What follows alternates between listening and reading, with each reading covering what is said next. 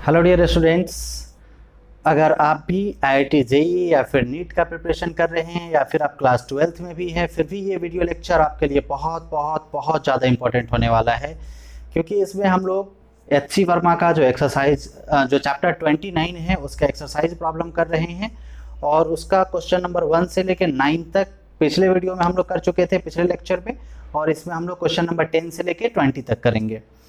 तो आप शुरू से लेके लास्ट तक पूरे क्वेश्चंस को वॉच कीजिए, बहुत ही इंपॉर्टेंट क्वेश्चंस है। इस तरह के क्वेश्चंस आपके नीट एग्जाम्स में और IIT जेईई में बहुत बार पूछे गए हैं। इस तरह के क्वेश्चंस लगभग 5-6 बार पूछे गए हैं इस तरह के क्वेश्चंस, जो क्वेश्चंस इसमें अभी आने वाले हैं। और सबसे बड़ी बात मैं आप लोग से थोड़ा सा करना चाहूँगा कि थोड़ा सा ये टॉपिक से हटके है। कोई भी मूवी अगर आप देखते हैं जो आपको नई हीरो की लगती है, जैसे मान लीजिए कि जिस समय आपका रणवीर कपूर या फिर रणवीर सिंह नया एक्टर आया था, उस समय उसकी मूवी हो सकता है कि आपको इंटरेस्टिंग नहीं लगा हो, लेकिन जब आप मन में ऐसा करेंगे कि नहीं एक्टर अच्छा है तो उसकी मूवी ऑटोमेटिक आपको अच्छी लगने लगेगी। तो I will try my level best to make you understand all the questions very clearly, और आप भी अपने मन में ऐसा फील कीजिए कि you can be able to understand very enjoyfully with me. तो चलिए हम लोग फटाक से स्टार्ट करते हैं बिना लेट किए हुए। तो क्वेश्चन नंबर 10 ये आपके HC वर्मा का पेज नंबर 121 में है। चैप्टर का नाम है इलेक्ट्रिक फील्ड एंड पोटेंशियल। तो क्वेश्चन नंबर 10 को सबसे पहले मैं पढ़ता हूँ। Suppose all the electrons of 100 gram of water are lumped together to form a negatively charge particle and all the nuclei are lumped together to form a positively charge particle. देखिए, हम सबसे पहले हमको 100 ग्राम पानी लेना है। ये बहुत ही इंटरेस्टिंग क्वेश्चन है, बहुत ही ज़्यादा इंटरेस्टिंग, क्योंकि वाटर हम लोग डेली लाइफ में यूज करते हैं, उससे रिलेटेड है तो इंटरेस्टिंग तो होना तय है। 100 ग्राम पानी है हम लोग के पास, उसमें एक बार हम लोग क्या करते हैं कि नेगेटिव चार्ज को अलग इकट्ठा करते हैं और दूसरी बार पॉजिटिव चार्ज को अलग इकट्ठा करते हैं। फिर दोनों कंडीशन में जो हमारा चार्ज क्रिएट होता है, फिर उसको क्या बोल रहा है, if this two particles are placed 10 centimetre away. अब एक बार जो पॉजिटिव चार्ज हमारा आया, दूसरा बार नेगेटिव चार्ज आया, इसको हम लोग 10 सेंटीमीटर के डिस्टेंस पे डाल देते हैं फ्रॉम ईच अदर, एक दूसरे से। Find the force of attraction between them. दोनों के बीच में जो फोर्स ऑफ अट्रैक्शन अप्लाई होगा, वो फोर्स ऑफ अट्रैक्शन हमको फाइंड करना है। Compare it with your weight. और यहाँ जो फोर्स ऑफ अट्रैक्शन आएगा उसको हमारे वेट के साथ कंपेयर करना है कि हमारा वेट जो फोर्स क्रिएट कर रहा है वो कितना है और ये फोर्स कितना है, दोनों में कितना का डिफरेंस है। तो चलिए सबसे पहले हम लोग एक वाटर का ये बना लेते हैं। सपोज कीजिए कि ये नेगेटिव पार्ट है वाटर का और ये पॉजिटिव पार्ट है वाटर का। दोनों के बीच का डिस्टेंस कितना बोल रहा है, 10 सेंटीमीटर। कुछ 10 सेंटीमीटर है, मतलब R जो है वो क्या हो जाएगा हमारा 10 सेंटीमीटर। 100 ग्राम ऑफ वाटर है, तो इसको जो है 100 ग्राम ऑफ वाटर को पहले हम लोग कन्वर्ट करेंगे चार्ज में। और चार्ज में कन्वर्ट करने के लिए मैं एक बहुत ही बेहतरीन फॉर्मूला लाया हूँ, जिसके हेल्प से आप इजीली इस तरह के क्वेश्चन को सॉल्व कर पाएंगे। और सेम क्वेश्चन 9 में भी था, उसको प्रोसेस के थ्रू मैंने बताया था, जिसका लिंक इसका डिस्क्रिप्शन में है, आप देखेंगे। सेम क्वेश्चन है इसी तरह का वो भी, तो वो कैसे फाइंड किया था और ये फॉर्मूला के थ्रू हम लोग कैसे फाइंड करेंगे। तो यहाँ पे हमको सबसे पहले नंबर ऑफ इलेक्ट्रॉन्स फाइंड करने हैं। Total number of electrons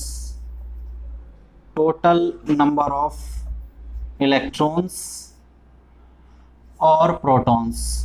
total number of electron और प्रोटॉन, यहाँ पे पॉजिटिव चार्ज है, ये हमारा प्रोटॉन हो जाएगा, और यहाँ पे नेगेटिव चार्ज है, ये हमारा इलेक्ट्रॉन हो जाएगा। ठीक है, क्योंकि नंबर ऑफ प्रोटॉन और नंबर ऑफ इलेक्ट्रॉन किसी भी एटम में क्या होता है, इक्वल होता है। तो इसको फाइंड करने के लिए जो हमारा फॉर्मूला है उसको हम लोग देखेंगे N/A। सबसे पहले ये आप लिखेंगे इंटू M और फिर इंटू इसमें N, जहां पर N हमारा एवोगाड्रो नंबर है। एवोगाड्रो नंबर आपको मालूम होगा, आप लोग केमिस्ट्री में पढ़े होंगे, कितना होता है 6.023 इंटू 10⁻23। यहाँ पर कहीं पर 6.02 ही लिखा हुआ होता है। फिर इसके बाद ये हमारा क्या है, एटॉमिक मास। एटॉमिक मास किसका, वाटर का, एटॉमिक मास ऑफ वाटर। फिर M हमारा क्या है, M हमारा मास है। जो मास आपका दिया हुआ होगा, जो भी मटेरियल होगा, वाटर है, एल्यूमिनियम है, कॉपर है, जो कुछ भी है उसका मास हमारा M होगा, और ये ऑलवेज ग्राम में होगा। मास ऑफ एलिमेंट, जो एलिमेंट का मास है वो ऑलवेज इन ग्राम, ठीक है, इसको ध्यान में रखेंगे। और फिर n जो है यहाँ पर n हमारा क्या है उसको थोड़ा सा ध्यान में रखेंगे। n जो है हमारा number of electrons in one atom, one atom में नंबर ऑफ इलेक्ट्रॉन्स कितना होगा, number of atoms in one number of electrons in one atom. अब ये सारे वैल्यूज को हम लोग पुट करेंगे और फाइनली हमारा कैलकुलेशन हमारा फाइंड हो जाएगा कि इसमें टोटल नंबर ऑफ इलेक्ट्रॉन्स कितने हैं और इसमें टोटल नंबर ऑफ इलेक्ट्रॉन्स कितने हैं। Total number of electrons find कर लेंगे और total number of protons find कर लेंगे और फाइनली उसमें हम लोग इलेक्ट्रॉन और प्रोटॉन के वैल्यू से मल्टीप्लाई करेंगे और हमारा चार्ज आ जाएगा कि चार्ज इस पे कितना अवेलेबल है। तो चलिए हम लोग सबसे पहले वैल्यूज, इसमें जितने सारे वैल्यूज है उसको कैलकुलेट कर लेते हैं। n हमारा एवोगाड्रो नंबर है तो 6.023 इंटू 10 टू द पावर 23 ये हो गया। फिर उसके बाद m हमारा कितना है 100 ग्राम। फिर आपका atomic mass, atomic mass of water आपको अच्छे से मालूम है, पिछले क्वेश्चन में भी हम लोग देखे थे एटॉमिक मास। तो हाइड्रोजन का 2 एटम है और 2 into 1 हो जाएगा और प्लस 16 ऑक्सीजन का है तो फाइनली क्या हो जाएगा 18। एटॉमिक मास इसका हो जाएगा 18, एटॉमिक मास जिसको हम लोग A से डिनोट कर रहे हैं। फिर n हमारा इंपॉर्टेंट चीज है, number of electrons in one atom. Number of electrons in one atom हम लोग कैसे फाइंड करेंगे, मतलब कि H2O के एटम में, H2O के वन एटम में टोटल नंबर ऑफ इलेक्ट्रॉन्स कितना होगा, तो 2 मतलब कि 2 हमारा एटम है किसका, हाइड्रोजन का, जिसमें 1 इलेक्ट्रॉन है और प्लस आपका ऑक्सीजन में 8 इलेक्ट्रॉन्स है, मतलब फाइनली टोटल 10 इलेक्ट्रॉन हम लोग के पास हो जाएगा। टोटल नंबर ऑफ इलेक्ट्रॉन्स 10 या फिर टोटल नंबर ऑफ प्रोटॉन्स हमारा 10 हो जाएगा। Total number of electrons in one atom और इसी को हम लोग बोलेंगे number of protons in one atom, क्योंकि प्रोटॉन और इलेक्ट्रॉन का जो नंबर होता है वो हमारा सेम होता है, number of protons in one atom और number of electrons in one atom, that is n। So हमारा n का वैल्यू कितना हो गया 10। अच्छा, अब हम लोग वैल्यू पुट करेंगे टोटल नंबर ऑफ प्रोटॉन्स और इलेक्ट्रॉन्स के लिए। टोटल नंबर ऑफ इलेक्ट्रॉन्स और protons, total number of electrons और प्रोटॉन्स का जो वैल्यू है उसको हम लोग इजीली यहाँ से कैलकुलेट कर लेंगे। वैल्यू है n का 6.023 into 10 to the power 23 which is divided by a is 18 and the value of m is 100 and the value of n, number of electrons in one atom or proton, is 10. We will do all the calculations. अब हम लोग क्या करेंगे, 10 से इसमें multiply कर देते हैं 60.23 हो जाएगा और ये 100 से मतलब 10 into 10 से हम लोग इस पर मल्टीप्लाई कर देते हैं, मतलब फाइनली क्या हो जाएगा 60.023 into 10 to the power 25 divided by 18। अब इसमें हम लोग डिवाइड करते हैं 18 से 345, 3.345 into 10 to the power 25, 3.345 into 10 to the power 25। ये हमारा क्या गया, टोटल नंबर ऑफ इलेक्ट्रॉन्स और protons, total number of electrons और प्रोटॉन्स का वैल्यू आ गया। अब इसके बाद जो है हमको इसमें क्या फाइंड करना है, total charge, total charge, total positive charge और नेगेटिव चार्ज आप ले सकते हैं, टोटल पॉजिटिव और नेगेटिव चार्ज। तो इसके लिए हम लोग क्या करेंगे, प्रोटॉन पे हमारा पॉजिटिव चार्ज होता है plus 1.6 into 10 to the power minus 19 और इलेक्ट्रॉन पे हमारा नेगेटिव चार्ज होता है minus 1.6 into 10 to the power minus 19, plus minus हम लोग साथ में ले लेंगे और पॉजिटिव के लिए अलग, नेगेटिव के लिए अलग हम लोग डाल सकते हैं।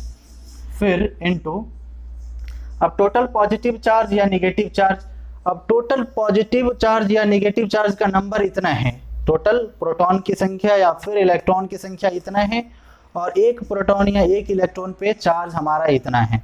अब दोनों को मल्टीप्लाई कर दे अगर, तो फाइनली हमारा चार्ज का वैल्यू आ जाएगा 3.345 इंटू 10 टू द पावर 25। तो 1.6 और 3.345 दोनों को मल्टीप्लाई करेंगे तो मल्टीप्लाई का जो हमारा वैल्यू है वो आ जाएगा आपका 5.325 प्लस माइनस 5.325 और इंटू 10 टू द पावर कितना बचेगा 25 और माइनस 19 मतलब प्लस 6। तो ये एक बार पॉजिटिव बता रहा है, मतलब ये इधर का वैल्यू आ गया कितना प्लस 5.325 और ये आ गया निगेटिव वाला माइनस 5.325।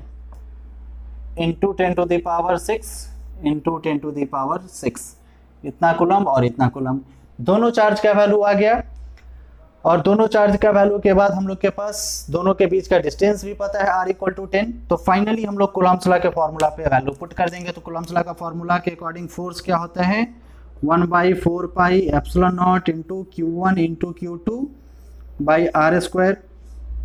1/4 पाई एप्सिलॉन नॉट का वैल्यू होता है 9 into 10 to the power 9 into Q1 और Q2 दोनों का वैल्यू सेम है, तो आप इसको चाहे तो 5.325 इंटू 10 टू द पावर 6 और फिर इसी से हमको मल्टीप्लाई करना है, तो क्या हो जाएगा, इसका स्क्वायर हो जाएगा, फिर total divided by R square. तो R का वैल्यू हमारा क्या है, R 10 सेंटीमीटर है, तो 10 सेंटीमीटर फिर इसका हमारा स्क्वायर हो जाएगा फाइनली। तो 10 सेंटीमीटर को मीटर में अगर हम लोग बदलना चाहे तो इसको हम लोग 1/10 लिखेंगे, 1/10 का स्क्वायर हो जाएगा।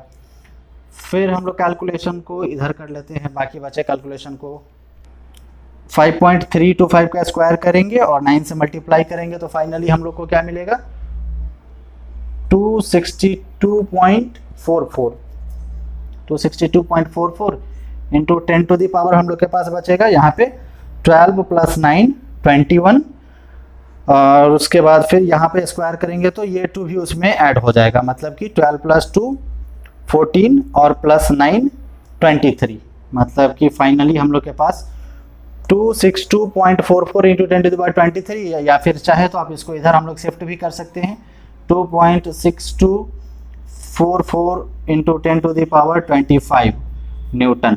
मतलब ये जो हमारा चार्ज क्रिएट हुआ था, एक पॉजिटिव चार्ज और दूसरा निगेटिव चार्ज, इसके कारण जो हमारा फोर्स डेवलप हो रहा है वो हो रहा है 2.6244 इंटू 25 न्यूटन। अब इसको कंपेयर करना है आपके फोर्स के साथ कि आपका वेट फोर्स कितना है, तो इसको वेट फोर्स को हम लोग कुछ इधर निकाल लेते हैं इस साइड में। तो आपका वेट सपोज कीजिए कि 50 kg है, आपका जो भी होगा उसके अकॉर्डिंग आप लोग अपना कैलकुलेट कर लेंगे। तो W इक्वल टू क्या होता है हमारा formula, weight equal to mass into acceleration due to gravity. आपका मास कितना है 50 kg, तो 50 और इंटू जी का वैल्यू 9.8 होता है, 9.8 मीटर पर सेकेंड स्क्वायर। मतलब फाइनली जो है वेट कितना आ गया 490 न्यूटन। मतलब फाइनली जो है हमारा वेट फोर्स वो आ गया 490 न्यूटन। अब 490 न्यूटन में आप इससे डिवाइड करेंगे और फाइनली जो रेशियो आएगा वही आपका रेशियो हो जाएगा, ये दोनों चार्ज के बीच में जो फोर्स है उसका और आपके वेट का। ठीक है, तो आप इसको खुद से थोड़ा सा कर लेंगे, इसको आप फटाक से नोट कर लीजिए। फिर क्वेश्चन नंबर 11 हम लोग देखते हैं। बहुत ही इंपॉर्टेंट और थोड़ा सा ऐसा क्वेश्चन है जो थोड़ा सा डिफिकल्ट टाइप लगता है लोगों को, इस तरह का क्वेश्चन। तो इसको आप फटाक से नोट करके और 1-2 बार खुद से इस तरह के क्वेश्चन को प्रैक्टिस करेंगे ढूंढ कर, हो सकता है इस चैप्टर में और भी आपको इस तरह का क्वेश्चन मिले। फिर हम लोग क्वेश्चन नंबर 11 को देखेंगे। क्वेश्चन नंबर 10 काफी इंटरेस्टिंग है और क्वेश्चन नंबर 10 जैसा है सेम वैसा ही क्वेश्चन नंबर 9 भी है ऑलमोस्ट, बस थोड़ा सा डिफरेंस है।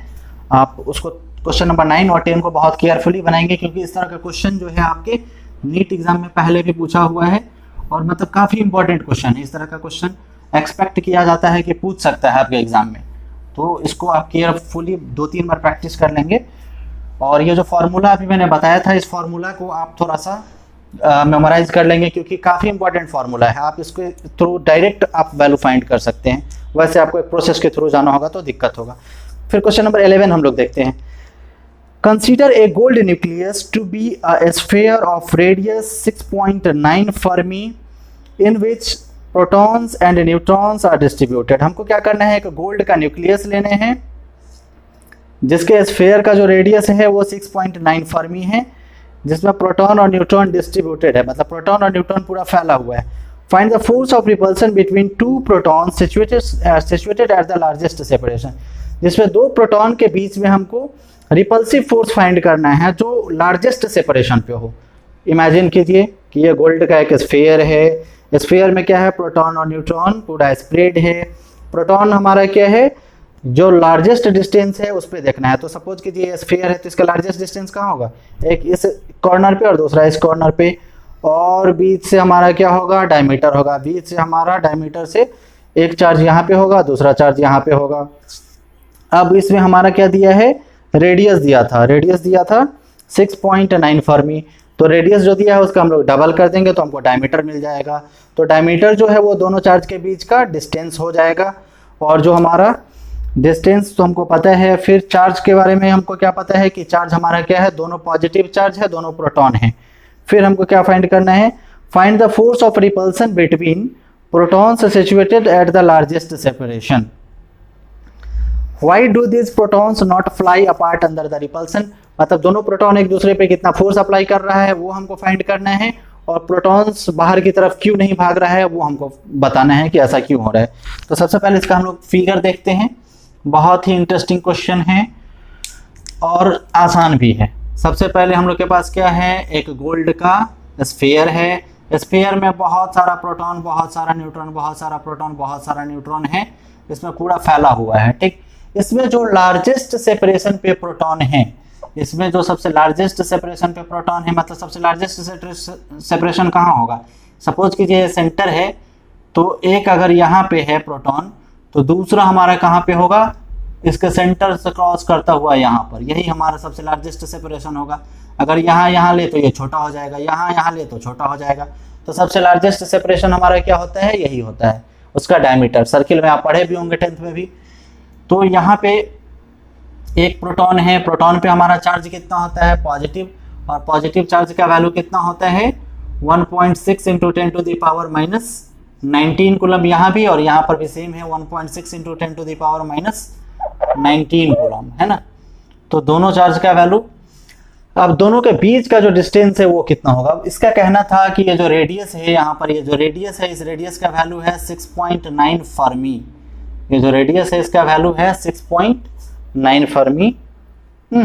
तो फर्मी का मतलब क्या होता है, 10 to the power minus 15। 1 fermi का मतलब होता है 10 टू द पावर माइनस 15। तो यहाँ पर 6.9 फर्मी का डबल हो जाएगा, मतलब यहाँ से यहाँ के बीच का जो डिस्टेंस है वो क्या हो जाएगा, क्योंकि यहाँ से यहाँ मतलब कि रेडियस जो है वो 6.9 है, तो इसका डबल हम लोग करेंगे, तो ये डबल करने के बाद जो वैल्यू आएगा वही हमारा आर का वैल्यू हो जाएगा। रेडियस R4 रेडियस नहीं, R4 दोनों चार्ज के बीच का डिस्टेंस। ठीक, दोनों चार्ज के बीच का डिस्टेंस हमारा क्या हो जाएगा, यहाँ से यहाँ जो D है, D जो हम लोग फाइंड करेंगे D equal to 2 into R, है ना। तो यहाँ फाइनली जो हमारा फोर्स का जो R है, डिस्टेंस जो है, उसका वैल्यू हमारा कितना हो जाएगा, 2 से इसको मल्टीप्लाई कर देंगे, 9 2 जा 18, रिमेनिंग 1 13.8 फर्मी, मतलब 13.8 into 10 to the power minus 15 यहाँ तक, है ना, मीटर। ये हमारा मीटर में वैल्यू आ गया। फिर उसके बाद हमको फाइंड क्या करना है, अब फोर्स। तो फोर्स का डायरेक्ट फॉर्मूला हम लोग क्या जानते हैं, F equal to 1/4 pi epsilon naught Q1 into Q2 upon R square. Formula आप लोग एकदम जुबान पे रखेंगे, एकदम जैसे ही क्वेश्चन है बस टूट पड़ना है उसको। 1/4 बाई एप्सिलॉन नॉट का value 9 into 10 to the power 9। The value of Q1 and Q2 are same, 1.6 into 10 to the power minus 19। So will square it, and the value of R square at the place of R will take 13.8 into 10 to the power minus 15 and its square, right? So finally we do the calculation। 1.6 का square कितना होता है 2.56, and 2.56 को हम 9 से multiply करेंगे तो कितना हो जाएगा 23.04। लास्ट क्वेश्चन में भी इस तरह का आया था सिचुएशन, और इंटू 10 टू द पावर कितना हो जाएगा माइनस 38 इसका, और इसका प्लस 9, ठीक, डिवाइडेड बाई 13.8, इसका स्क्वायर करेंगे तो हमारा वैल्यू आ जाएगा 190.4 इंटू 10 टू द पावर 15 टू जा माइनस 30। ठीक है सिचुएशन।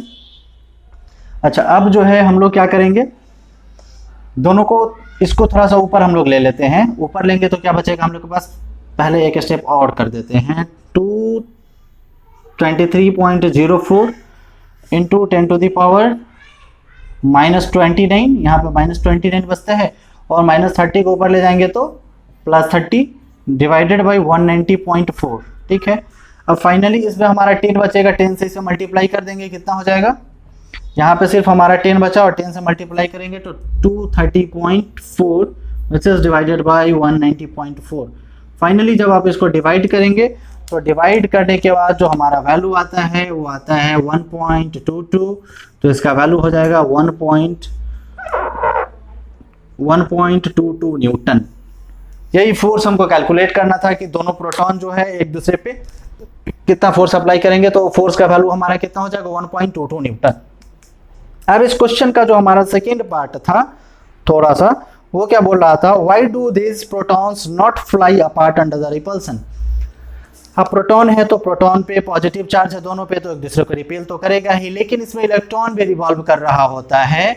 तो due to intermolecular force of attraction proton और न्यूट्रॉन एक दूसरे को अट्रैक्ट करके और एक दूसरे को बॉन्ड करके रखेगा, मतलब वो प्रोटॉन को बाहर की तरफ नहीं जाने देगा या फिर इलेक्ट्रॉन को ही बाहर की तरफ नहीं जाने देगा।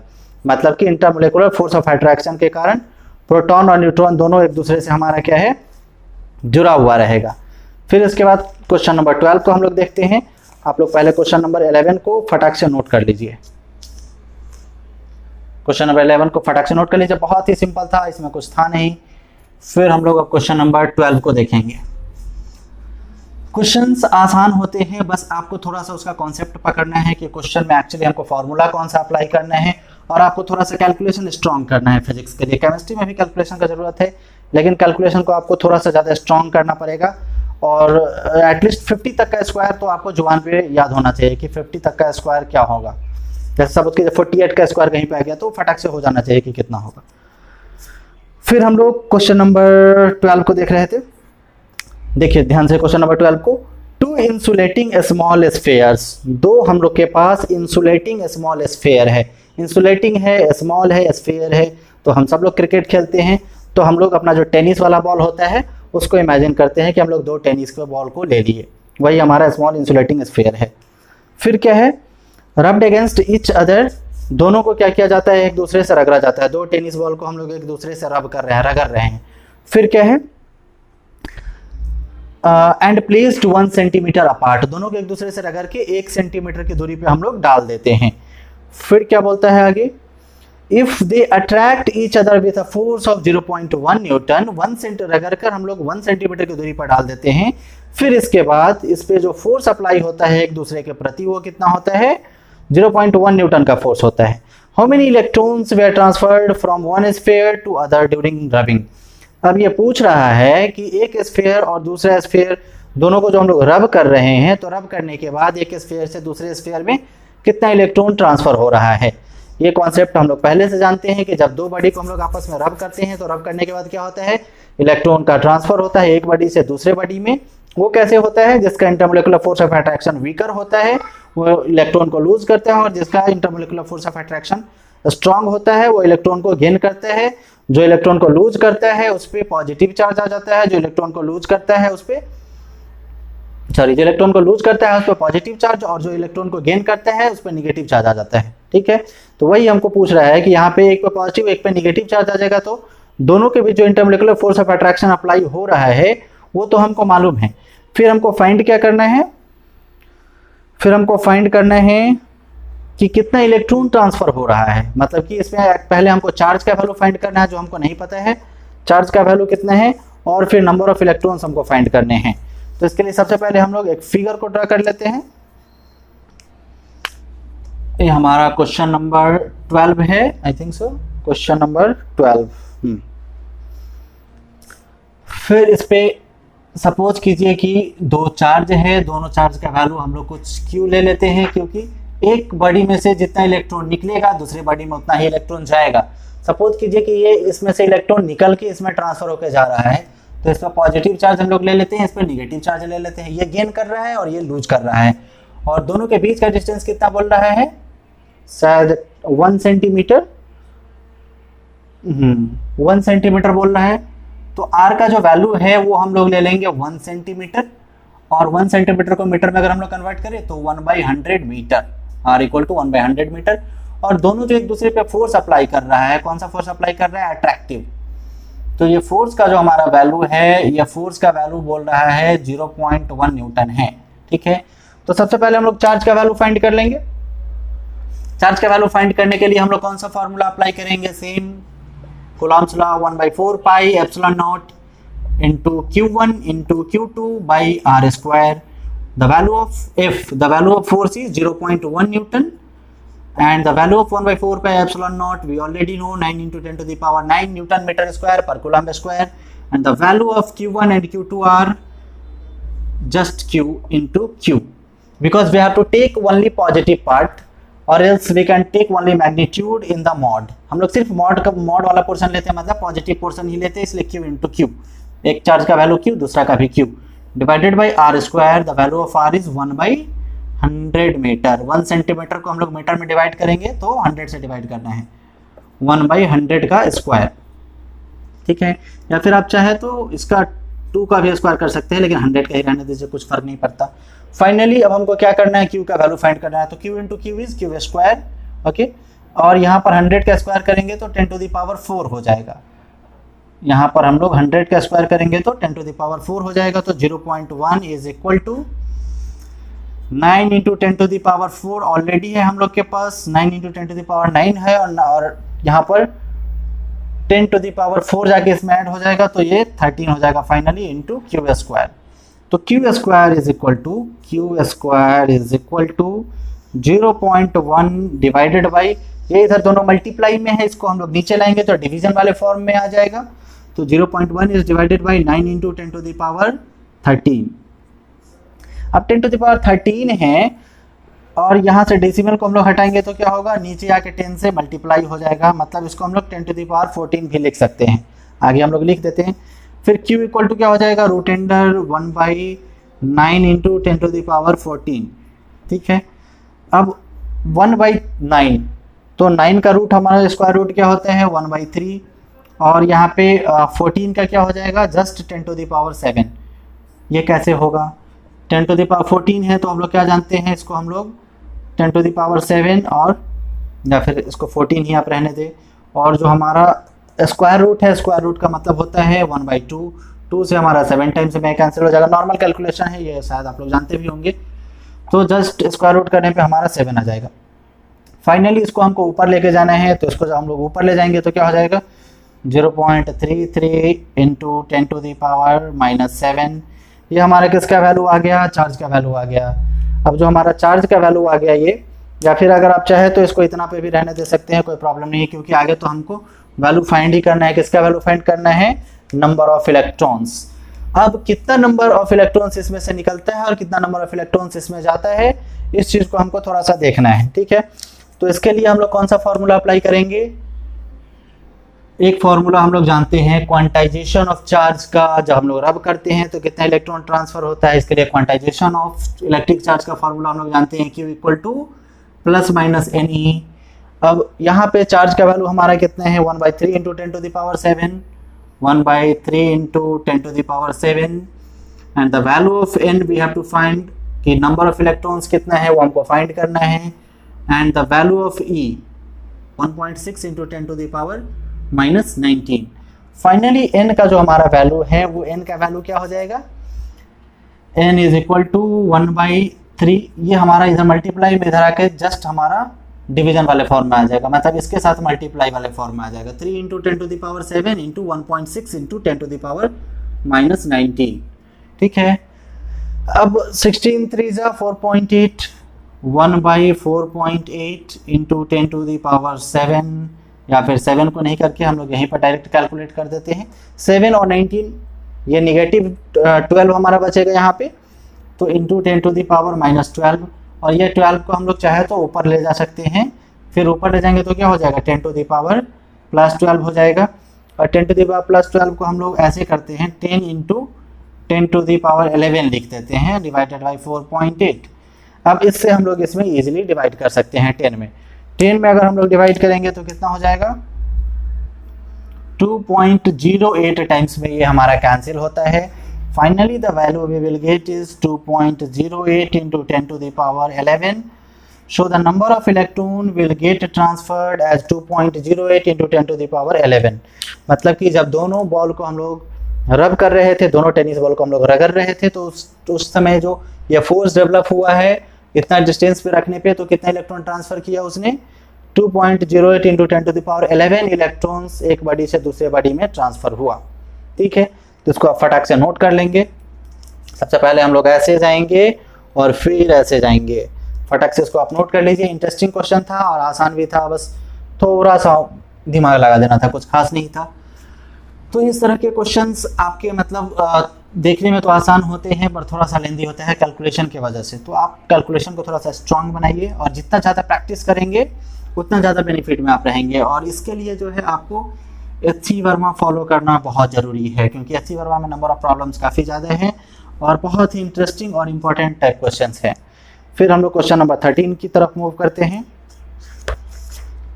क्वेश्चन नंबर 13 थोड़ा सा देखने में डरावना सा है, लंबा सा है, लेकिन उम्मीद है कि आसान ही होगा और इंटरेस्टिंग भी होगा।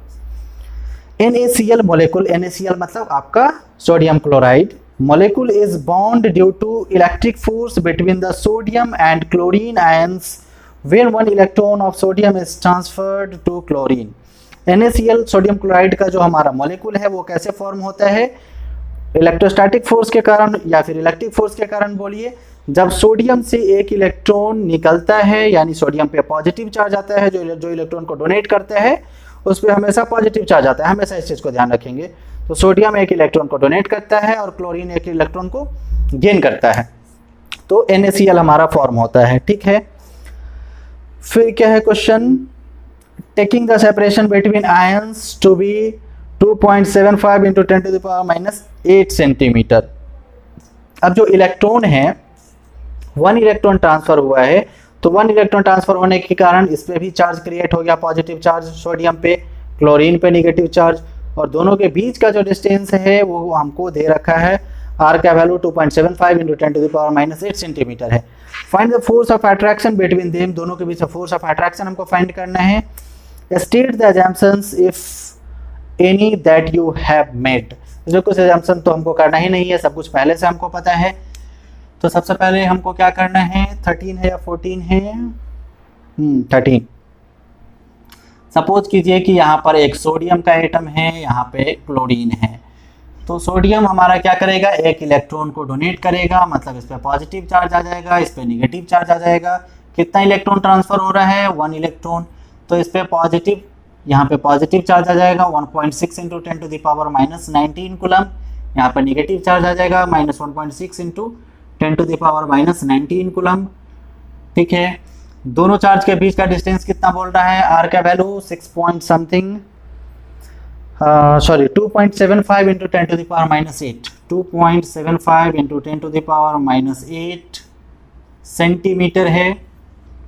अब सेंटीमीटर को हम लोग मीटर में बदलने के लिए क्या करेंगे? 100 से डिवाइड करेंगे। 100 से डिवाइड करें अगर इसमें हम लोग, तो इसको हम लोग क्या लिख सकते हैं? 10 का पावर 2। 10 का पावर 2 जब ऊपर जाएगा तो क्या हो जाएगा? यहाँ पे प्लस में है, ऊपर जाके माइनस में कन्वर्ट हो जाएगा, मतलब फाइनली क्या होगा? 10 का पावर -10 हो जाएगा। मतलब कि R का जो वैल्यू है अगर हम लोग मीटर में लिखना चाहे तो क्या हो जाएगा? 2.75 इंटू 10⁻⁻10 मीटर, ये R का वैल्यू हो गया। अब यहाँ पे जो हमारा इलेक्ट्रिक चार्ज क्रिएट हुआ है वो इतना है। और फाइनली हमको फोर्स कैलकुलेट करना है। तो फोर्स कूलम्ब्स लॉ के अनुसार हम लोग फार्मूला जानते हैं, 1/4πε0 into Q1 into Q2 by R square. The value of 1/4πε0 is 9 into 10⁻9 and the value of Q1 and Q2 are same, and we have to take only magnitude, so 1.6 into 10⁻⁻19, and we'll just square it and divided by R square. The value of R is 2.75 into 10⁻⁻10, and we just square it. So finally we get the formula, finally we get the value 1.6 का square 2.56, and we'll multiply it 9, we'll get 23.04 into 10⁻9 and minus 19 to the 38, which is divided by the square of 2.75. The square of 2.75 is 7.5625. 7.5625 into 10⁻⁻20। ये calculation आपको थोड़ा सा strong करना है कि 2.75 को multiply करना है, तो कितना जल्दी आप इसको कैलकुलेट कर सकते हैं। ये थोड़ा आपका बेनिफिशियल साबित होगा आपके एग्जामिनेशन हॉल में, आपके टाइमिंग को बचाने में। ठीक है, फिर अब हम लोग क्या करेंगे? माइनस वाले टर्म को ऊपर ले जाएंगे। यहाँ पे कितना है? -29 बचता है। -29 में ऊपर ये जाकर 20 ऐड होगा तो कितना बचेगा? -9 बचेगा। बस माइनस वाला टर्म हमारा प्लस हो जाता है, इसलिए finally 23.04 divided by 7.5625 into 10⁻⁻29 plus 20। ये हमारा कुछ इस तरह का सिचुएशन है। फाइनली व्हाट वी गेट, 23.04 को हम लोग 7.5625 से हम लोग डिवाइड करते हैं तो हमको मिलता है 3.03 इंटू 10 टू द पावर -9। ये हमारा क्या आता है, फोर्स का वैल्यू कि इतना न्यूटन फोर्स हमारा क्रिएट हुआ है। कब क्रिएट हुआ है? जब हमारा सोडियम से एक इलेक्ट्रॉन निकलता है और क्लोरीन में एक इलेक्ट्रॉन जाता है, तो ये हमारा जो फोर्स क्रिएट हुआ है वो क्या है, अट्रैक्टिव फोर्स।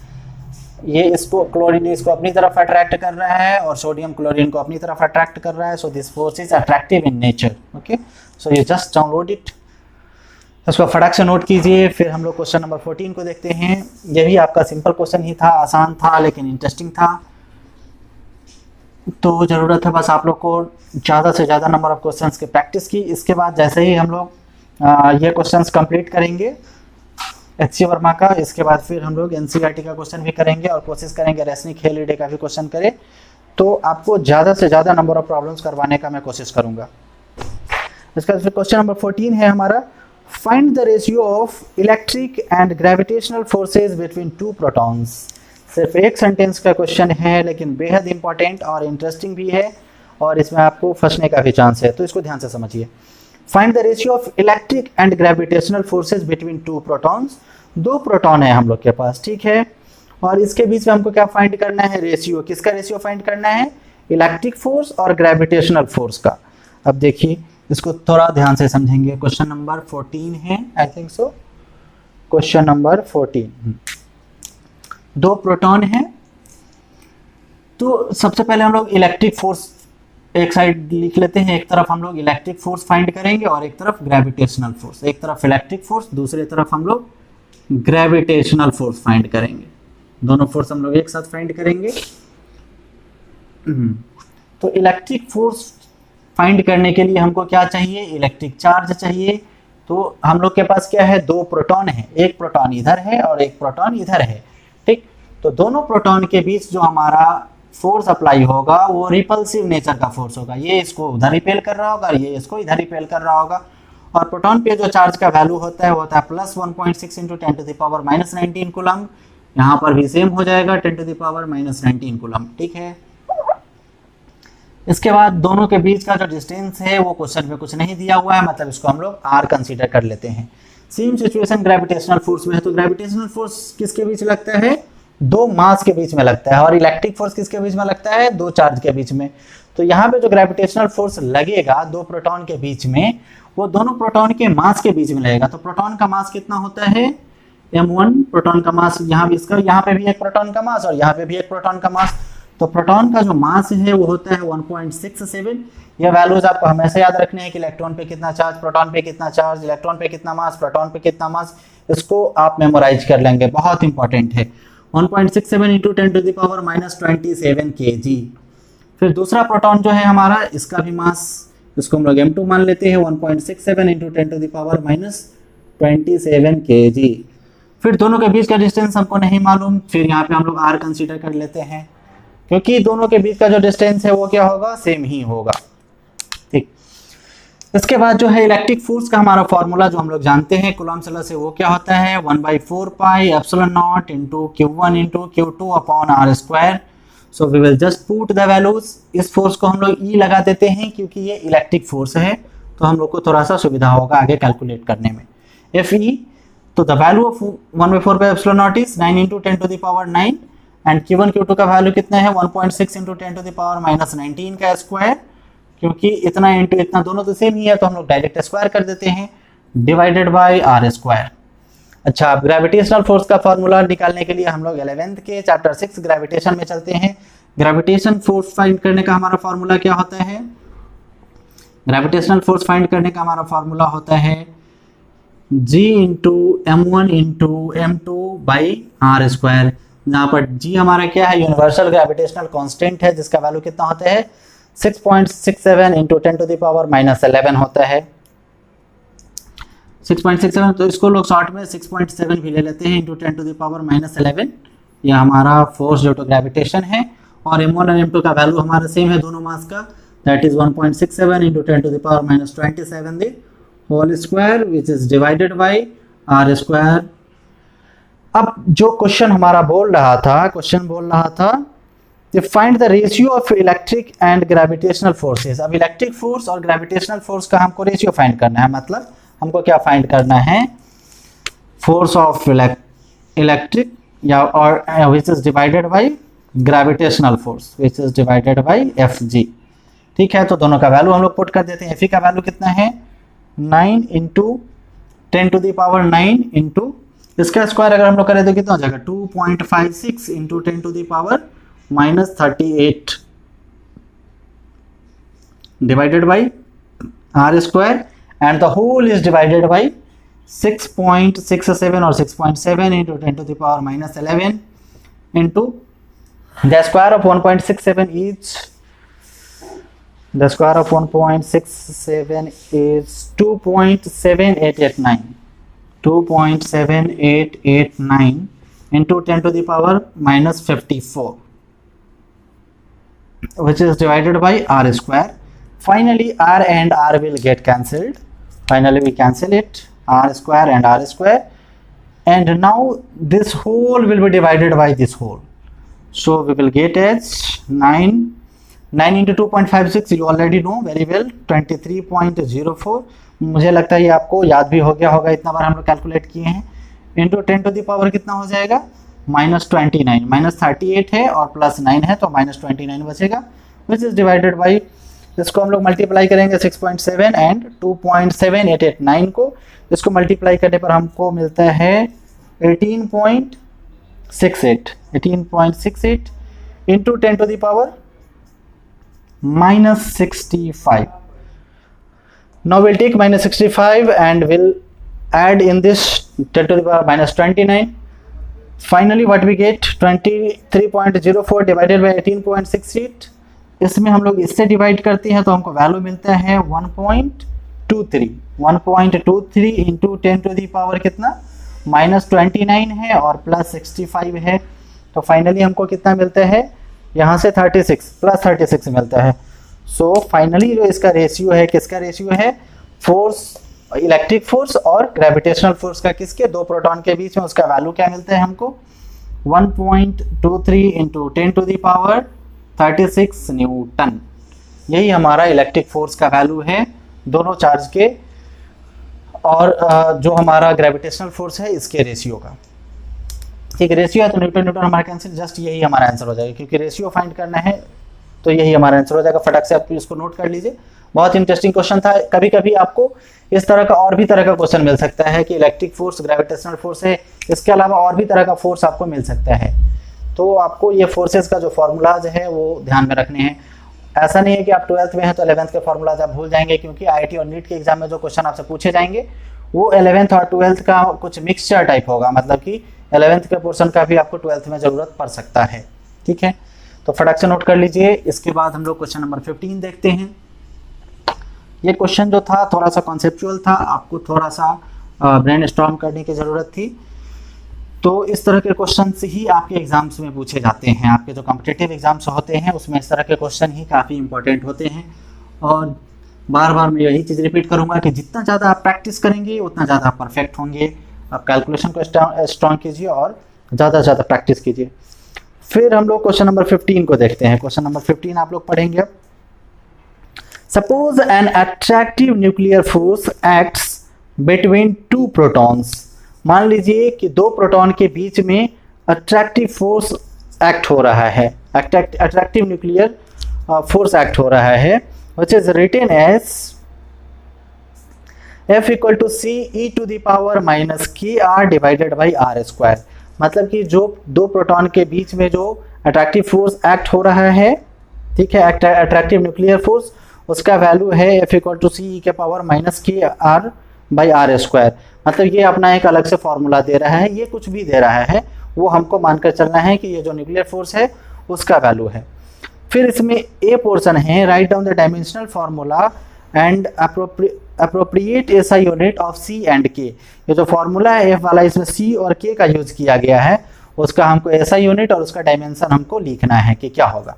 फिर बी पोर्शन है, सपोज दैट के इक्वल टू 1 फर्मी इनवर्स, या फिर हम लोग ऐसे ही बोल सकते हैं 1 पर फर्मी। मतलब के का जो वैल्यू है 1/10⁻⁻15 मीटर दिया हुआ है। and that the repulsive electric force between the protons is just balanced by attractive nuclear force between the when the separation is 5 Fermi, find the value of C। अब इसका जो कहना है थोड़ा सा ध्यान से हम लोग समझेंगे कि ये जो रिपल्सिव इलेक्ट्रिक फोर्स प्रोटॉन के बीच में है, ये जो रिपल्सिव इलेक्ट्रिक फोर्स जो है दोनों प्रोटॉन के बीच में, क्वेश्चन के शुरू में मुझे लगता है सपोज एन अट्रैक्टिव जो लिखा गया वो गलती से लिखा गया, अट्रैक्टिव नहीं, यहाँ पे रिपल्सिव होना चाहिए था, वहाँ पे सुधार होने की ज़रूरत है, शायद मिसप्रिंट हो गया होगा।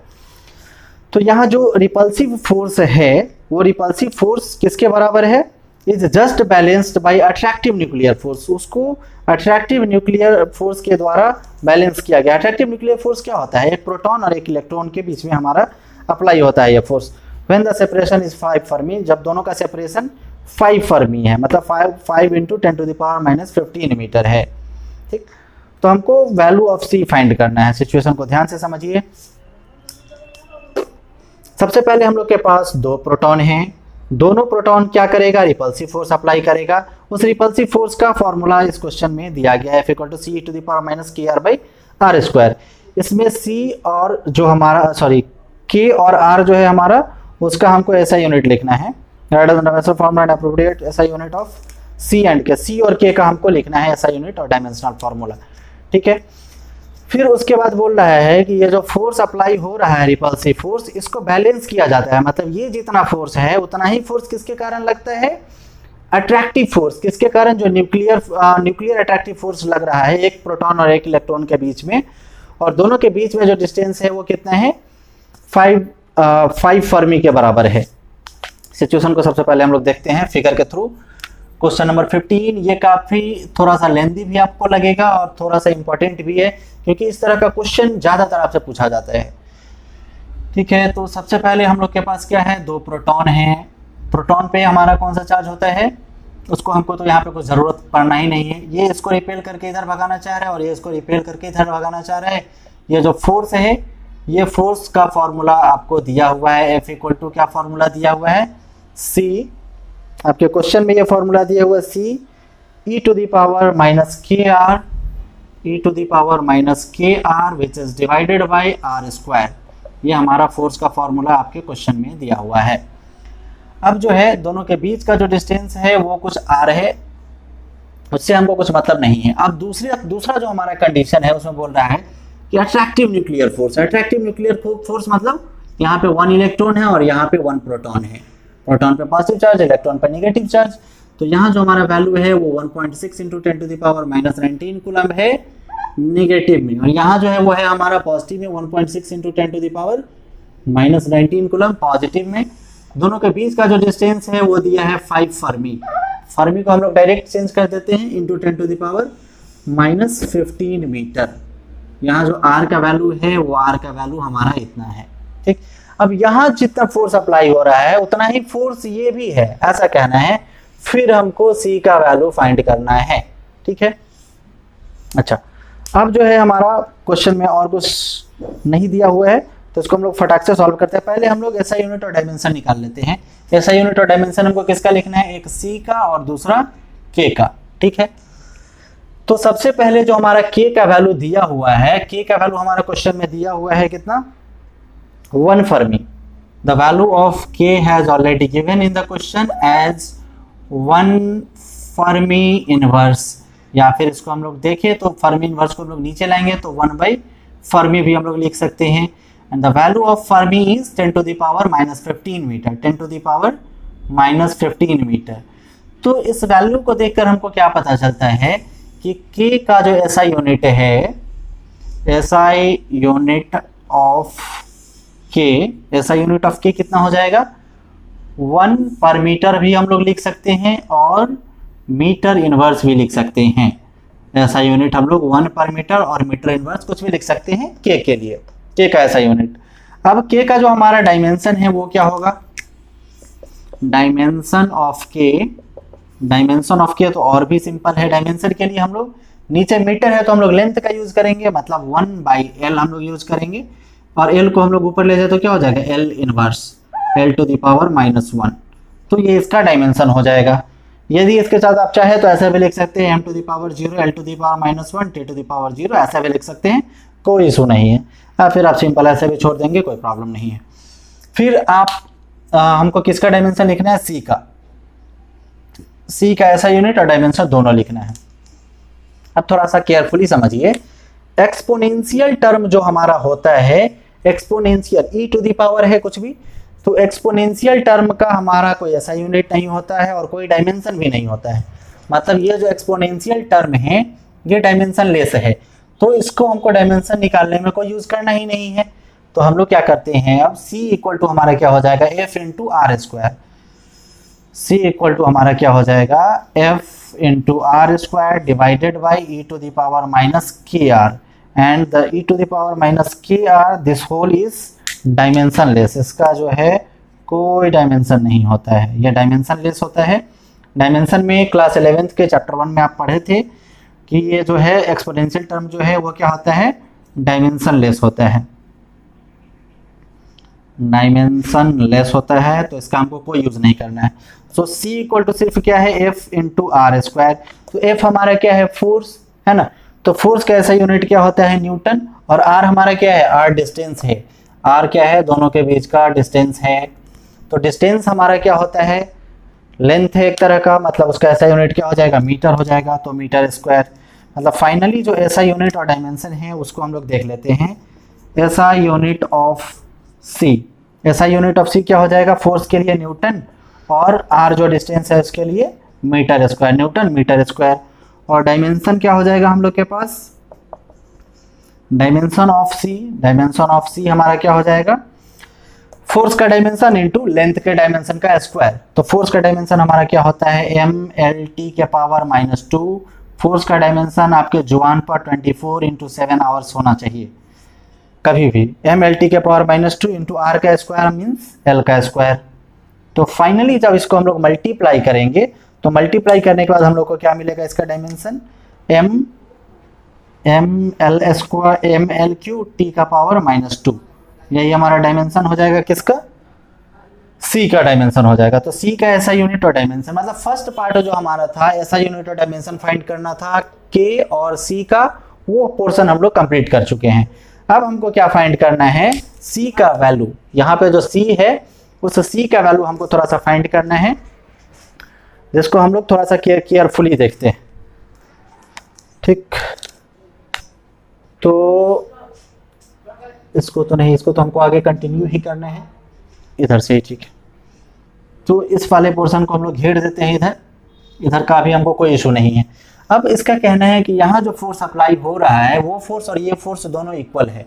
यहाँ जो फोर्स है उसको बैलेंस कर रहा है ये वाला फोर्स। तो ये वाला फोर्स का वैल्यू हमारा कितना है, यहाँ जो फोर्स है वो है 1/4 pi epsilon naught into Q1 into Q2 divided by R square, और ये वाला जो फोर्स है इक्वल टू है इस वाले फोर्स के c into e to the power -kr। This is equal to, question के अकॉर्डिंग हम लोग कर रहे हैं, क्वेश्चन में ये चीज मेंशन्ड है कि ये वाला फोर्स जो है इस वाले फोर्स को बैलेंस कर रहा है, तो c e to the power -kr which is divided by R square.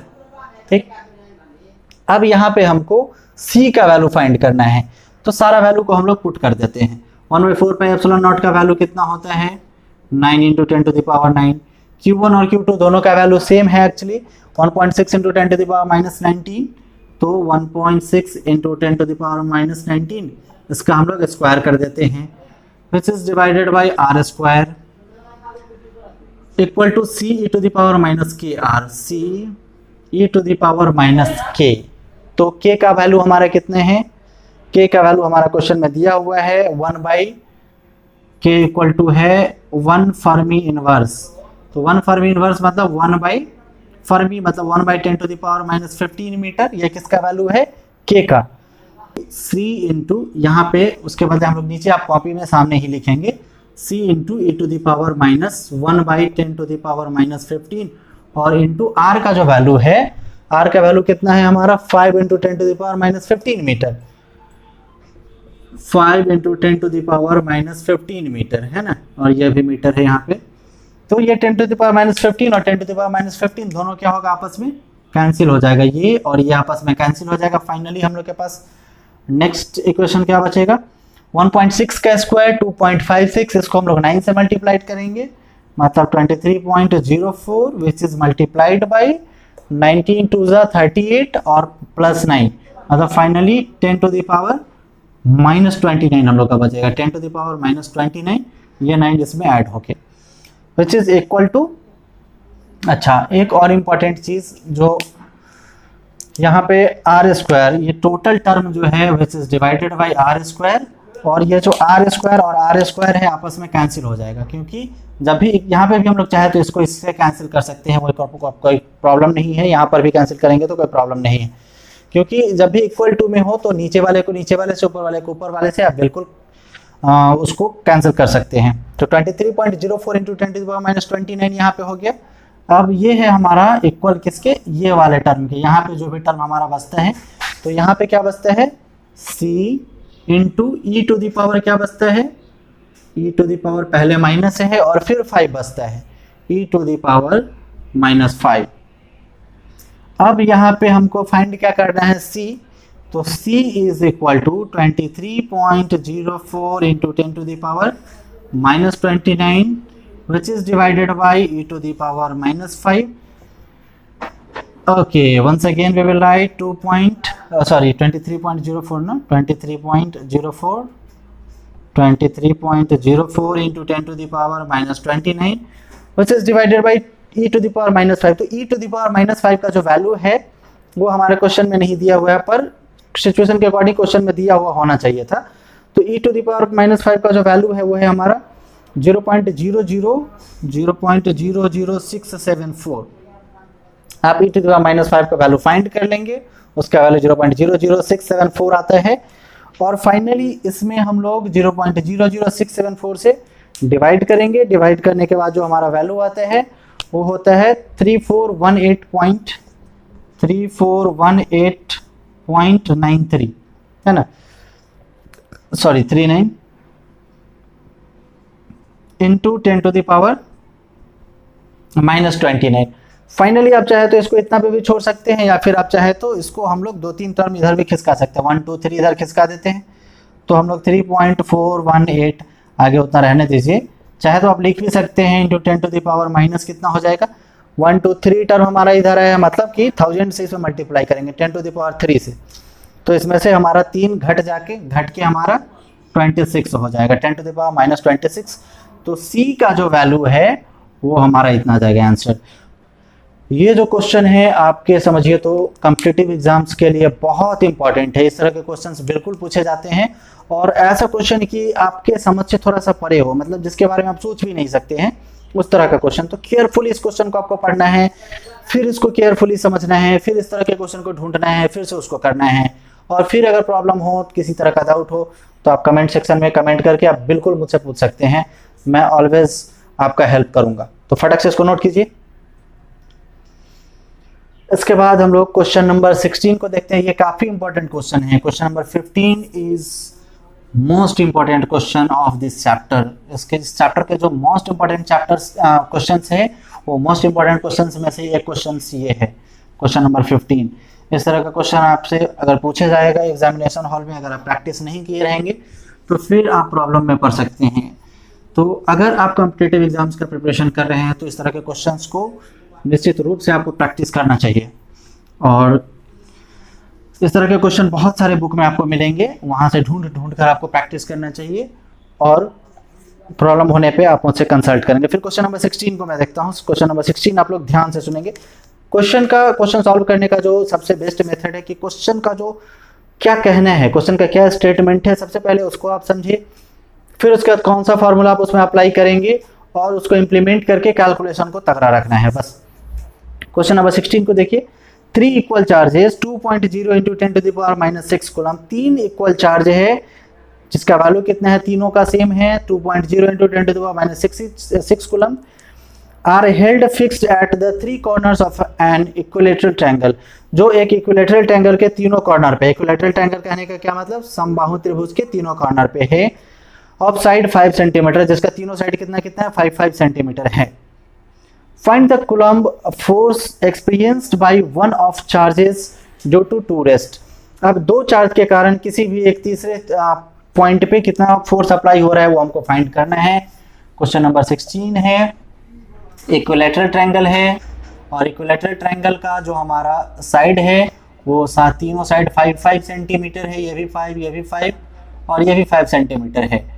और यहाँ जो चार्ज का वैल्यू है वो चार्ज का वैल्यू कितना है 2 × 10⁻⁻6 coulomb, I think so 2 × 10⁻⁻6 coulomb है तीनों कॉर्नर पे। यहाँ पे भी 2 × 10⁻⁻6 कूलम है और यहाँ भी 2 × 10⁻⁻6 कूलम है। अब इसमें हमको क्या फाइंड करना है कि ये चार्ज इस पे फोर्स अप्लाई करेगा, ये चार्ज इस पे भी फोर्स अप्लाई करेगा, मतलब सारा चार्ज एक दूसरे पे फोर्स अप्लाई करेगा। तो हमको किसी भी दो चार्ज के कारण थर्ड चार्ज पे कितना फोर्स अप्लाई हो रहा है वो फाइंड करना है। आप किसी भी कॉर्नर को पकड़ सकते हैं, वो आपकी इच्छा पे है। तो हम लोग या फिर हम लोग इधर ही ले लेते हैं, लेफ्ट साइड 2 × 10⁻⁻6 कूलम ये ले लेते हैं, इधर कोई प्रॉब्लम नहीं है। तो यहाँ पे जो चार्ज है उस पर ये चार्ज इधर फोर्स अप्लाई करेगा और ये चार्ज नीचे की तरफ फोर्स अप्लाई करेगा कुछ इस तरह से। इसका भी वैल्यू इतना ही है, कितना है 2 × 10⁻⁻6 कूलम। अच्छा, इसके बाद हम लोग जानते हैं कि इक्विलैटरल ट्रायंगल में हमारा तीनों साइड कितना होता है 60 होता है और ये भी हमारा कितना है 60 डिग्री है, तीनों एंगल 60 डिग्री है। तो ये भी हमारा कितना हो जाएगा 60 डिग्री हो जाएगा। ठीक, अब केयरफुली थोड़ा सा समझिए। मान लीजिए कि ये A, B और C पॉइंट है, तो A पॉइंट का चार्ज C पॉइंट पे इस डायरेक्शन में फोर्स अप्लाई कर रहा है, तो इसका नाम हम लोग कैसे लिख सकते हैं, force on charge C due to A, force on charge C due to A, A charge के कारण C पे फोर्स लग रहा है। अब इधर जो है उसको हम लोग क्या लिखेंगे, force on charge C due to B, मतलब C पे लग रहा है किसके कारण, B के कारण। B जो है वो C पे फोर्स अप्लाई कर रहा है। फाइनली एक इधर लग रहा है, एक इधर लग रहा है। अब इसको थोड़ा सा कॉन्सेप्ट के साथ समझा जाए, अगर एक फोर्स इधर जा रहा है दूसरा इधर जा रहा है, दोनों ऐसे जा रहा है, तो फाइनली जो इसका रिजल्टेंट होगा वो कैसे होगा, दोनों के बीच में होगा। रिजल्टेंट फोर्स आप लोग वेक्टर में पढ़े होंगे, तो रिजल्टेंट फोर्स के अकॉर्डिंग जो फाइनल फोर्स है वो दोनों के बीच में आएगा। ठीक, और ये एंगल 60 डिग्री था, इसी कारण ये एंगल भी 60 डिग्री है हमारा। तो अब FCA और FCB दोनों फोर्स हम लोग फाइंड कर लेते हैं फटक से। FCA और FCB दोनों फोर्स हमारा इक्वल होगा। क्यों इक्वल होगा, क्योंकि जितना ये डिस्टेंस है उतना ये डिस्टेंस भी है, जितना ये है उतना ये डिस्टेंस भी है, और जितना चार्ज यहाँ पे है उतना ही चार्ज यहाँ पे भी है, उतना ही चार्ज यहाँ पे भी है। मतलब यहाँ जो है FCB और FCA और FCB दोनों फोर्स जो है वो हमारा इक्वल है। और इसका फॉर्मूला हम लोग ऑलरेडी जानते हैं, 1/4πε0 into Q1 into Q2 upon R²। The value of 1/4πε0 is 9 × 10⁻⁹ Newton metre square पर coulomb square into Q1 and Q2 का वैल्यू भी सेम है। Q1 और Q2 का वैल्यू किसी का भी लीजिएगा सेम है, 2 × 10⁻⁻6, तो 2 × 10⁻⁻6 और फिर 2 × 10⁻⁻6 था, इसलिए इसका हम लोग डायरेक्ट स्क्वायर ले लेते हैं, which is divided by R² and the value of R is 5 centimeter. So we will just divide 5/100 to make it in meter. So this is meter square, and finally we multiply. The square of 2 is 4 and 4 into 9 is 36, and finally 10⁻⁹ into 10⁻⁻12, which is divided by 25 divided by यहाँ पे 100 को हम लोग 10⁻² ही लिख सकते हैं, और 10⁻² is 10⁴. So this is 10⁴. Finally we multiply 10⁴ into 10⁻⁻12. So we will get as 36 divided by 25 into 10⁻⁹ और ये जो है यहाँ पर पॉजिटिव है, इधर जाके ऐसे ये ऐसे जाके से मल्टीप्लाई हो जाएगा, मतलब कि नीचे से ऊपर जाने पे ये नेगेटिव नहीं होगा, ये पूरा 10⁴ जाके इधर इस पे मल्टीप्लाई हो रहा है, मतलब ये टर्म भी हमारा क्या होगा, पॉजिटिव ही होगा, +4। कुछ लोग को इसमें कंफ्यूजन हो सकता है, तो वो लोग थोड़ा सा समझिए। सपोज कीजिए कि न्यूमरेटर में सिर्फ 5 है और नीचे जो है हमारा 3/7 है, तो क्या होगा, 7 जाके 5 में मल्टीप्लाई हो जाएगा, 35/3 इसका आंसर हो जाएगा। उस तरह का सिचुएशन यहाँ पे है। तो इसके लिए आप क्या करेंगे, 36 को 25 से डिवाइड करेंगे। डिवाइड करने के बाद जो हमारा एग्जैक्ट आंसर आते हैं वो क्या आते हैं,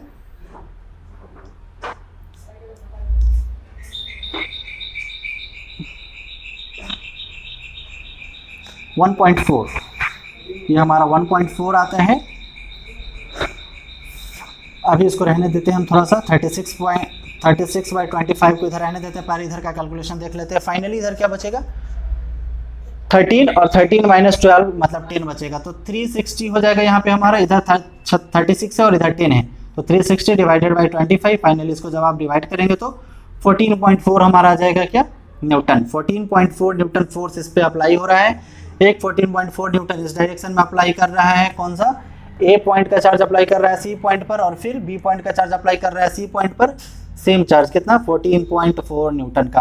अब फाइनली जो हमारा रिजल्टेंट फोर्स होगा, वो रिजल्टेंट फोर्स फाइंड करने का हमारा फॉर्मूला हमको पता है। कौन सा फॉर्मूला होता है, वेक्टर का रिजल्टेंट निकालने का जो फॉर्मूला होता है, वो वेक्टर का रिजल्टेंट निकालने का फॉर्मूला, जैसे मान लीजिए कि ऐसे लीजिए कुछ कंडीशन, एक p वेक्टर है हमारा, दूसरा हमारा कौन सा वेक्टर है, q वेक्टर है, और रिजल्टेंट वेक्टर इसके बीच में है, और दोनों वेक्टर के बीच का एंगल कितना है, थीटा है। तो इस कंडीशन में r का जो हमारा वैल्यू है वो क्या होता है, √p² प्लस इसका ये वाला वेक्टर का स्क्वायर प्लस ये वाला वेक्टर का square plus 2 into P into Q into cos, और कॉस के साथ ये जो एंगल है बीच में थीटा, वो थीटा। ये हमारा फॉर्मूला होता है रिजल्टेंट वेक्टर फाइंड करने का। तो यहाँ पर रिजल्टेंट वेक्टर हमारा क्या हो जाएगा, F is equal to √FCA का स्क्वायर प्लस √FCA का स्क्वायर प्लस FCB का square plus 2FCA into FCB into cos theta, and the value of theta is 60 degree, so we'll just put cos 60 degree. Okay, finally the value of f we get as the square of 14.4. FCA is 14.4, so 14.4 का square plus फिर 14.4 का square, फिर plus 2 into 14.4 into 14.4 into the value of cos 60 is 1/2। अच्छा, ये थोड़ा सा important है कि आपको sine cos tan cos x cot का 0 से लेकर एटलीस्ट 90 तक का वैल्यू याद होना चाहिए, और उसके आगे का वैल्यू आपको निकालने आना चाहिए। ये दोनों का हम लोग कैंसिल कर देंगे। फाइनली इसका हम लोग स्क्वायर करेंगे 14.4 का स्क्वायर, तो 14.4 का स्क्वायर आता है 207.36 प्लस 207.36 प्लस 207.36, ये दोनों तो स्क्वायर है और ये भी एक तरह का स्क्वायर ही हो गया, दोनों 14.4 का मल्टीप्लाई है। तो फाइनली क्या हो जाएगा 622.08। फाइनली तीनों को ऐड करने के बाद 622.08, इसका रूट हम लोग फाइंड करेंगे तो फाइनली हमारा आता है 24.07 न्यूटन। ये हमारा टोटल रिजल्टेंट फोर्स आता है, मतलब कि 24.07 ये रिजल्टेंट फोर्स हमारा हो गया। किसके कारण, दो चार्जेस के कारण, इक्विलैटरल ट्रायंगल के दो कॉर्नर पे जो हमारा चार्ज है, इसके कारण थर्ड कॉर्नर पे जो हमारा चार्ज है उस पे। इस तरह का भी क्वेश्चन काफी इंपॉर्टेंट है। इस तरह का आइसोस्केलेस ट्रायंगल, मतलब बहुत सारा ट्रायंगल आपको आ सकते हैं और वैल्यूज अलग अलग हो सकते हैं, तो इसको भी आप अच्छे से प्रैक्टिस कर लीजिएगा। आप ऐसे नोट करेंगे फिगर, फिर उसके बाद यहाँ तक, और फाइनली यहाँ पे इसको फटाक से नोट कर लीजिए। फिर क्वेश्चन नंबर हम लोग 17 देखते हैं।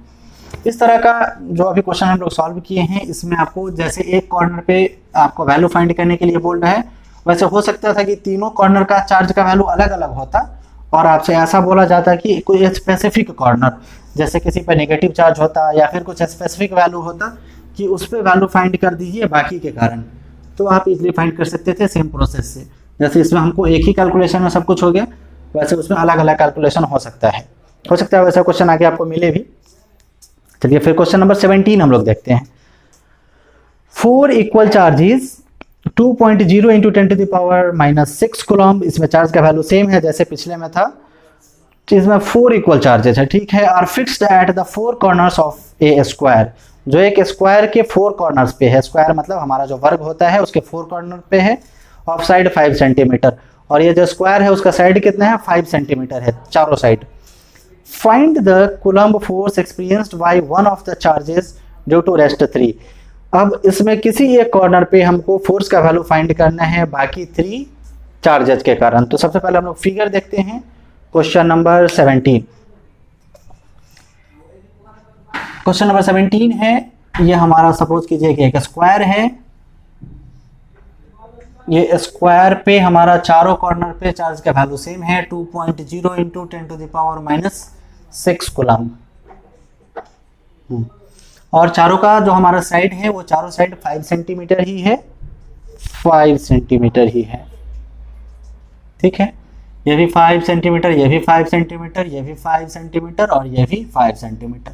और चारों कॉर्नर पे चार्ज का वैल्यू भी सेम है 2.0 इंटू 10⁻⁻6 और यहाँ पर भी उतना ही है 2.0 इंटू 10⁻⁻6 और यहाँ पे भी उतना ही है, इस कॉर्नर पे भी 2.0 इंटू 10⁻⁻6।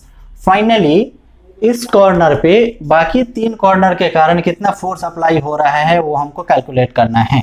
अब इस चारों कॉर्नर का हम लोग कुछ नाम दे देते हैं, जैसे A, B, C and D। Okay, तो C जो है D पर इस डायरेक्शन में फोर्स अप्लाई करेगा, फिर A जो है D पर नीचे की तरफ फोर्स अप्लाई करेगा। अंडरस्टैंड वेरी केयरफुली, C इधर फोर्स अप्लाई कर रहा है, A इधर फोर्स अप्लाई कर रहा है और B जो है डायगोनली ऐसे फोर्स अप्लाई करेगा, D हमारा ऐसे कुछ फोर्स अप्लाई करेगा, ठीक है। अब चारों फोर्स, तीनों फोर्स जो अप्लाई हो रहा है, तीनों फोर्स का हम लोग कुछ नाम दे देते हैं। इसको हम लोग कैसे नाम देंगे, force on D by A, FDA। इसका हम लोग क्या नाम देंगे, force on D by C। इसका हम लोग क्या नाम देंगे, force on D by B, FDB। अब ये जो है एंगल हमारा कितना है, 90 डिग्री है, क्योंकि ये एंगल भी हमारा 90 डिग्री है। अच्छा, जैसे पिछला क्वेश्चन हम लोग देखे थे ट्रायंगल वाला कंडीशन था, सेम कंडीशन यहाँ भी है। एक फोर्स ऐसे जा रहा है, एक फोर्स ऐसे जा रहा है, तो दोनों का जो रिजल्टेंट फोर्स है, इस दोनों का रिजल्टेंट फोर्स भी बीच में जाएगा।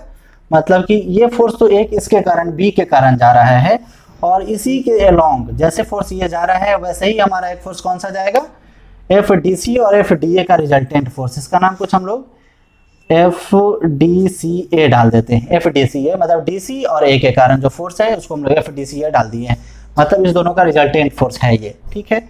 अब हम लोग तीनों फोर्स पहले कैलकुलेट कर लेते हैं, उसके बाद फाइनली रिजल्टेंट फोर्स कर लेंगे। तो यहाँ पर एक बार फिर से हम लोग गौर करेंगे, FDA और FDC ये दोनों फोर्स सेम है, क्योंकि यहाँ पे जो चार्ज है वो चार्ज यहाँ पे भी है, ये दोनों चार्ज भी सेम है और ये दोनों चार्ज भी सेम है और डिस्टेंस भी सेम है, ठीक। तो यहाँ जो हम लोग फोर्स का वैल्यू है किसके लिए हम लोग फाइंड कर रहे हैं, FDA और FDC। FDA is equal to FDC and which is equal to 1/4 pi epsilon naught into Q1 into Q2 upon R square. Finally, the value of 1/4 pi epsilon naught we already know, 9 into 10 to the power 9, and the value of Q1 and Q2 is same, 2.0 into 10 to the power -6, and the second charge is same only, so we'll just square it divided by R square, and the value of R is 5 centimeter. 5 divided by 100 gives the meter, and we'll just square it. Okay. Now we have to just do the calculation. The value of 2 square is 4 into 9, that is 36 into 10 to the power 9, और यहाँ पे क्या हो जाएगा -12 which is divided by 25, और यहाँ पर 100 का स्क्वायर क्या हो जाएगा 10 to the power 4। 10 to the power 4 इधर जाके इसमें मल्टीप्लाई हो जाएगा, मतलब इधर क्या हो जाएगा +4। पिछला कैलकुलेशन भी हमारा सेम था, ध्यान में अगर आप लाएँ तो यहाँ पे कितना ऊपर बचेगा, 9 + 4 13, और 13 - 12 कितना हो जाएगा 10, मतलब सिर्फ यहाँ पे हम लोग के पास 10 बचेगा, और 360 डिवाइडेड बाई 25, मतलब यहाँ जो वैल्यू आ जाएगा वो हो जाएगा 14.4 न्यूटन। मतलब जो दो फोर्स यहाँ पे अप्लाई हो रहा है, एक FDA और दूसरा FDC, दोनों फोर्स का वैल्यू हमारा कितना हो जाएगा 14.4 न्यूटन। यह भी 14.4 न्यूटन है और यह भी 14.4 न्यूटन है, ठीक। अब दोनों का रिजल्टेंट फोर्स जो है FDCA, इस रिजल्टेंट फोर्स का वैल्यू हम लोग फाइंड कर लेते हैं। ये हमारा किसका वैल्यू है FDA and which is equal to FDC। अब रिजल्टेंट फोर्स जो है हमारा FDCA, ये रिजल्ट इसके कारण और इसके कारण दोनों का जो रिजल्टेंट फोर्स है पहले वो हम लोग फाइंड कर लेते हैं FDCA। आप चाहे तो अपने मन से कुछ नाम अलग भी दे सकते हैं, वो कुछ मैटर नहीं है। तो FDCA is equal to again 1/4। अच्छा, FDCA का जो वैल्यू है ये हमारा रिजल्टेंट फोर्स है, तो रिजल्टेंट फोर्स वाला फार्मूला हम लोग अप्लाई करेंगे। रिजल्टेंट फोर्स के लिए कौन सा फार्मूला, √100 ये वाला फोर्स एफ डी ए का स्क्वायर, एफ डी ए स्क्वायर, फिर प्लस दूसरा कौन सा है, एफ डी सी का स्क्वायर, एफ डी सी का स्क्वायर, फिर plus 2 into F D A into F D C into cos theta, cos कितना है 90 डिग्री, इंटू कॉस 90 डिग्री। अच्छा, कॉस 90 का वैल्यू कितना होता है, जितना साइन 0 डिग्री का वैल्यू होता है, तो साइन 0 डिग्री का वैल्यू 0, कॉस 90 का वैल्यू 0, मतलब 0 से इस टर्म में मल्टीप्लाई करेंगे तो ये पूरा टर्म हमारा क्या हो जाएगा, 0 हो जाएगा। फाइनली क्या बचेगा, एफ डी ए का square plus F D C का स्क्वायर। तो एफ डी ए और एफ डी सी दोनों का वैल्यू सेम है, कितना है, रूट अंडर 14.4 का स्क्वायर और फिर प्लस यहाँ पे 14.4 का स्क्वायर है। तो finally we get the value of 14.4 का square is how much, 207.36, 207.36 plus 207.36 और इसका रूट हम लोग फाइनली फाइंड करेंगे, और इसका रूट का जो वैल्यू है वो फाइनली हमको मिलता है रूट अंडर 414, यह तो हमारा 414 हो जाएगा, 414.72 इसका रूट का वैल्यू हम लोग फाइनली फाइंड किए हुए हैं 20.4 न्यूटन। ये जो है हमारा रिजल्टेंट फोर्स है, ये जो है हमारा रिजल्टेंट फोर्स है एफ डी ए और एफ डी सी का, एफ डी सी ये हमारा रिजल्टेंट फोर्स है। इसके बाद हमको एक और फोर्स चाहिए, ये फोर्स तो हम लोग कैलकुलेट कर चुके हैं। अब एफ डी वी फोर्स हमको चाहिए जो बी के कारण डी पे अप्लाई हो रहा है। तो इसके लिए हमको चार्ज का वैल्यू पता है, यहाँ पे 2.0 इंटू, यहाँ पे भी चार्ज का वैल्यू है 2 into 10 to the power -6 coulomb, यहाँ भी है 2.0 into 10 to the power -6 coulomb. लेकिन यहाँ से यहाँ का डिस्टेंस हमको नहीं मालूम है, तो यहाँ का डिस्टेंस जो है उसका फॉर्मूला हम लोग क्या जानते हैं, diagonal of square. Diagonal suppose कीजिए कि किसी डायगोनल का साइड ए है, तो डायगोनल ऑफ स्क्वायर क्या हो जाएगा, a√2, और साइड इसका कितना है 5 सेंटीमीटर, तो यहाँ पे कितना हो जाएगा 5√2 सेंटीमीटर।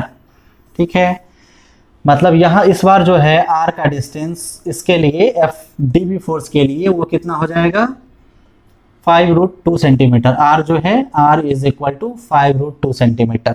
ठीक है, इस फोर्स को हम लोग इधर कैलकुलेट करते हैं।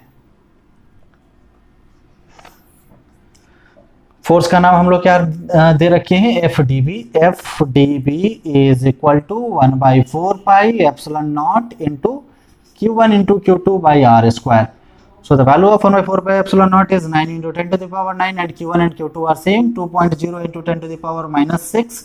So we'll just square it, which is divided by r square. So the value of r is 5√2 centimeter. So 5√2 is divided by 100 meter. Centimetre को मीटर में कन्वर्ट करने के लिए 100 से हम लोग डिवाइड करते हैं।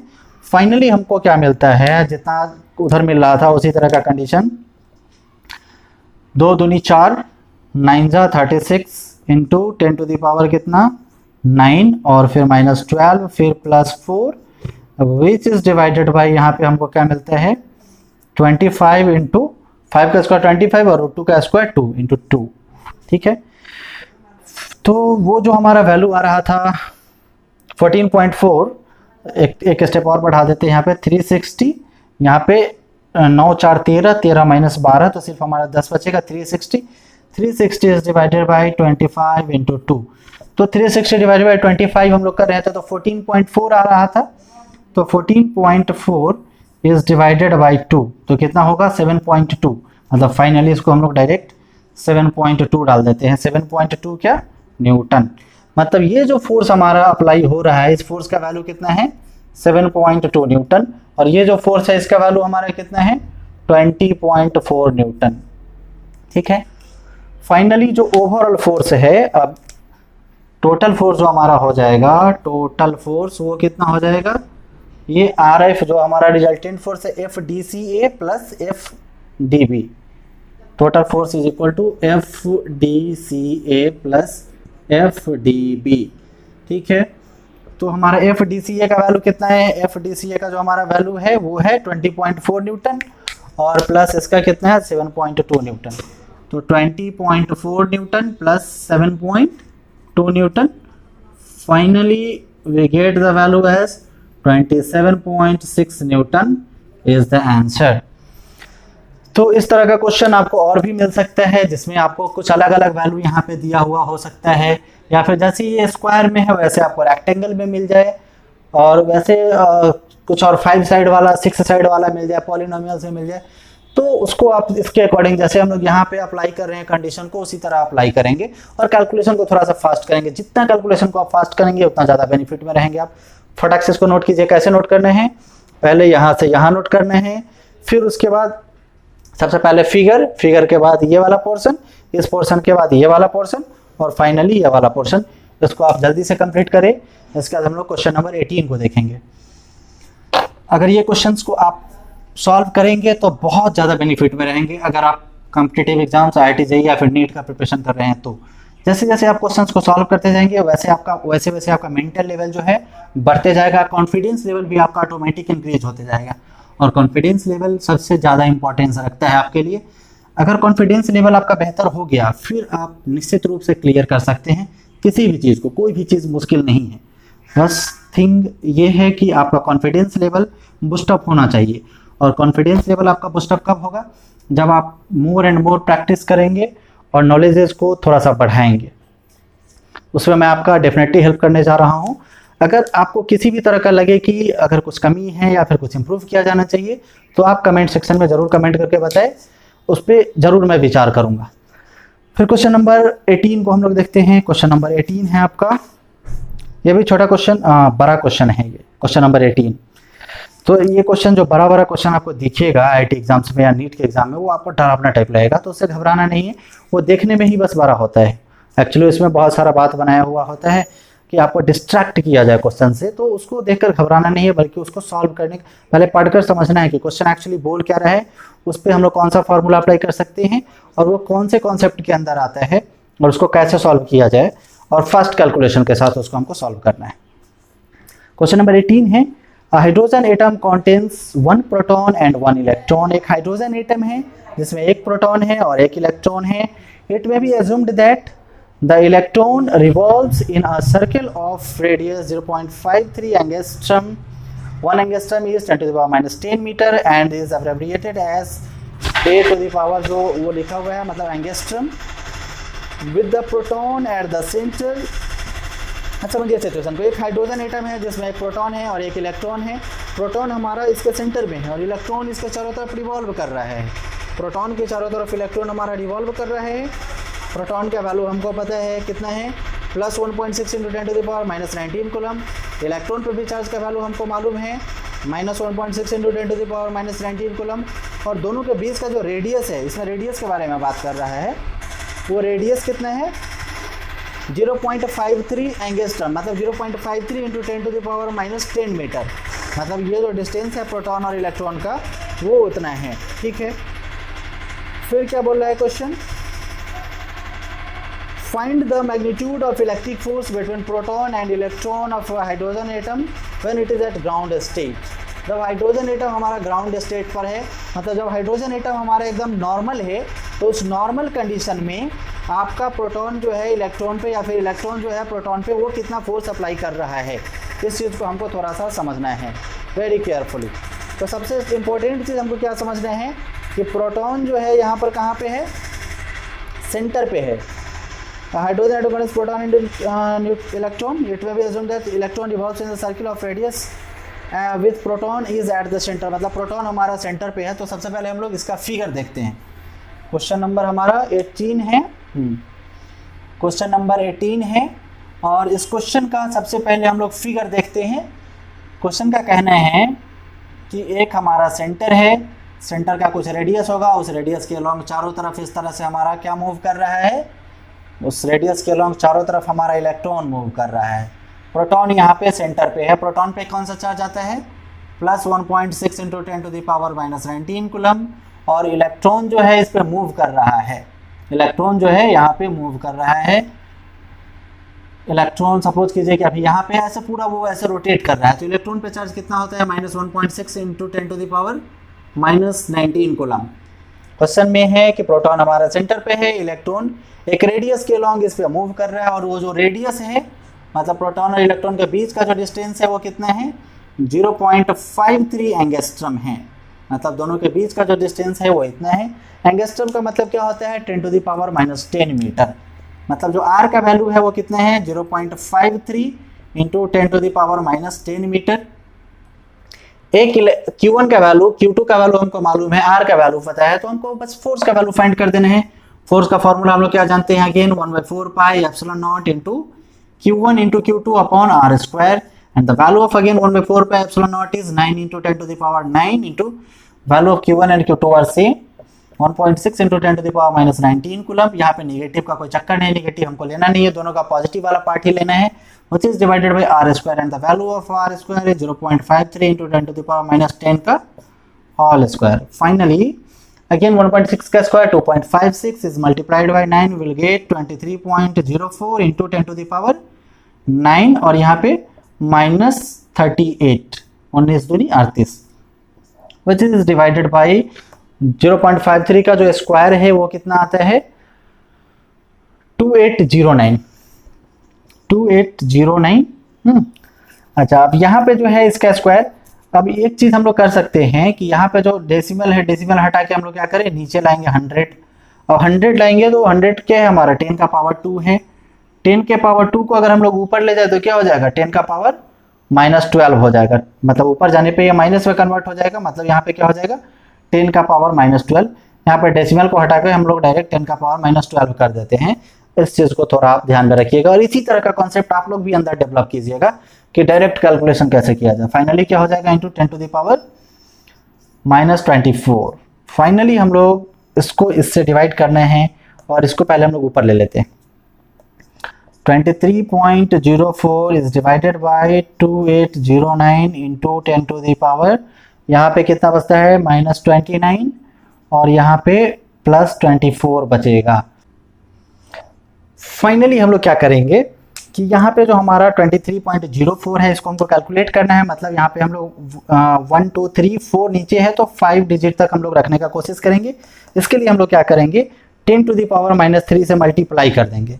तो यहाँ पे हम लोग क्या लिखेंगे 23040। ध्यान से समझिएगा इस चीज को, यहाँ पर डेसिमल के बाद 1 2 3 डिजिट हम लोग ले रहे हैं, तो 3 डिजिट लेने के लिए हमको क्या करना चाहिए इंटू 10⁻³ से हमको इसे मल्टीप्लाई कर देना चाहिए, which is divided by 2809, okay, into 10⁻, यहाँ पे कितना बचता है 5 -5 इंटू 10⁻⁻5 है।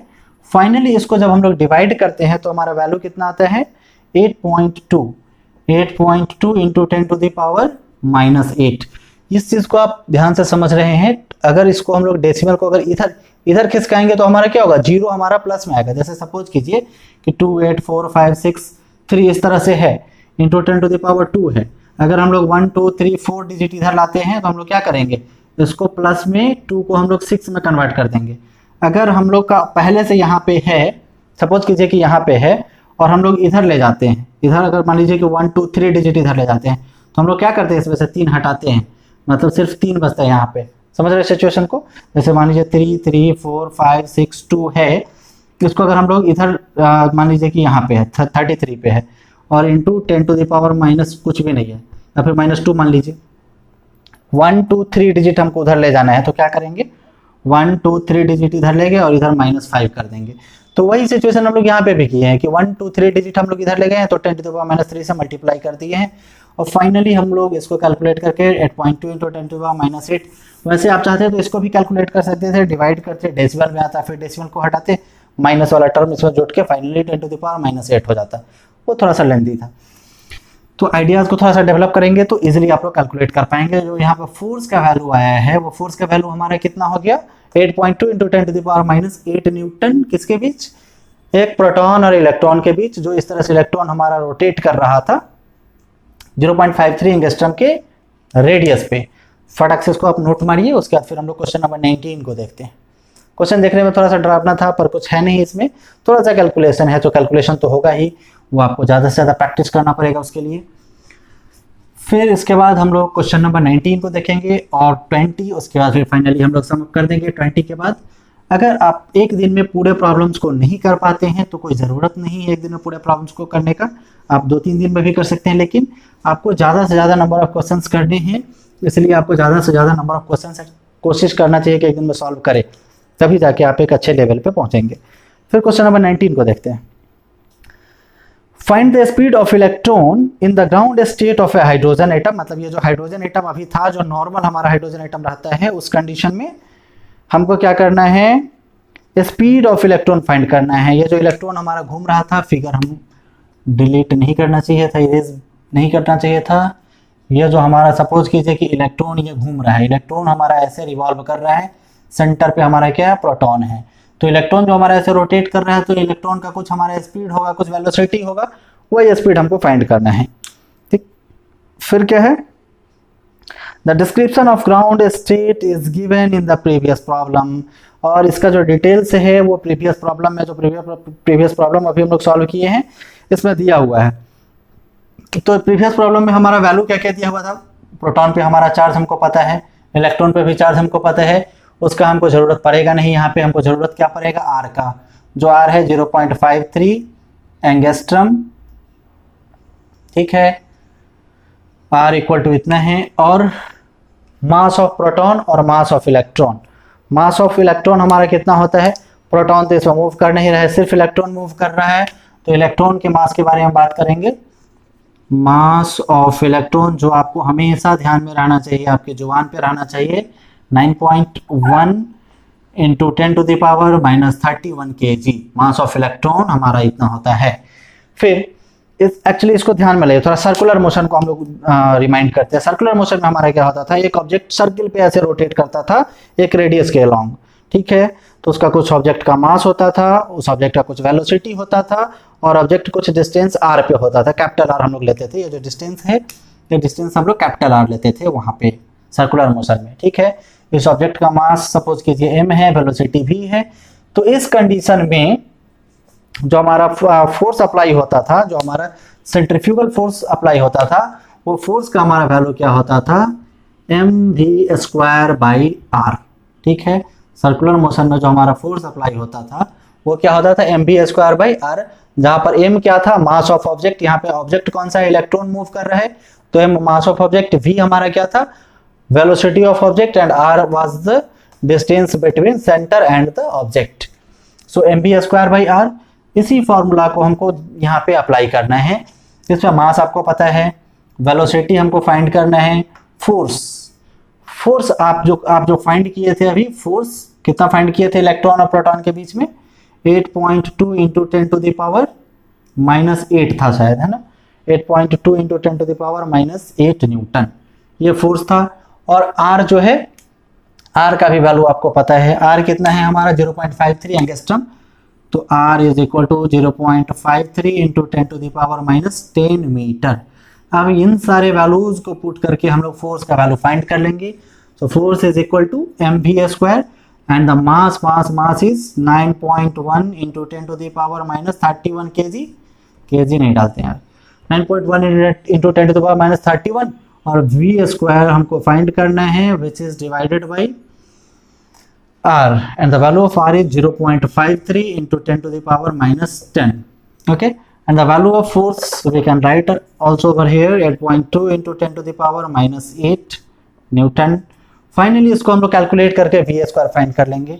तो 9.1 into 10⁻31 into v² is equal to, इसको हम लोग क्रॉस मल्टीप्लाई कर देंगे।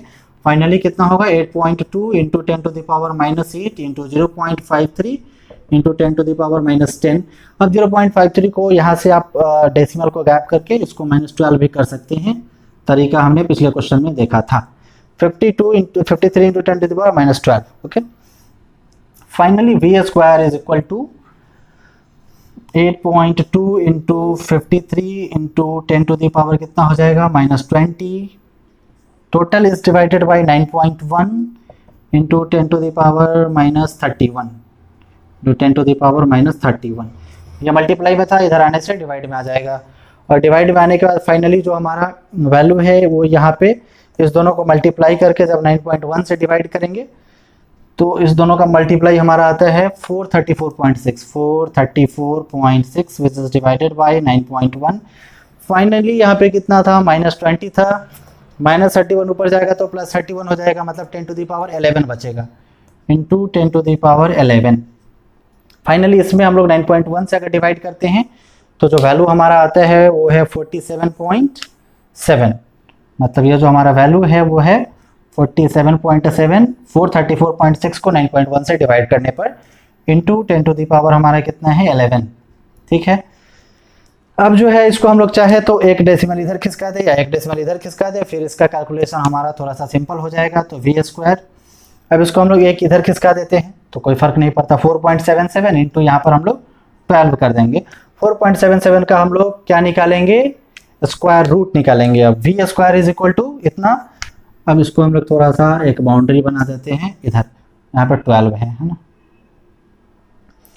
तो v² ये है हमारा, तो v इज इक्वल टू कितना, रूट अंडर, यहाँ से स्क्वायर हटाएंगे तो यहाँ पे रूट आ जाएगा 4.77 into 4.77 into 10 to the power 12 into 10 to the power 12।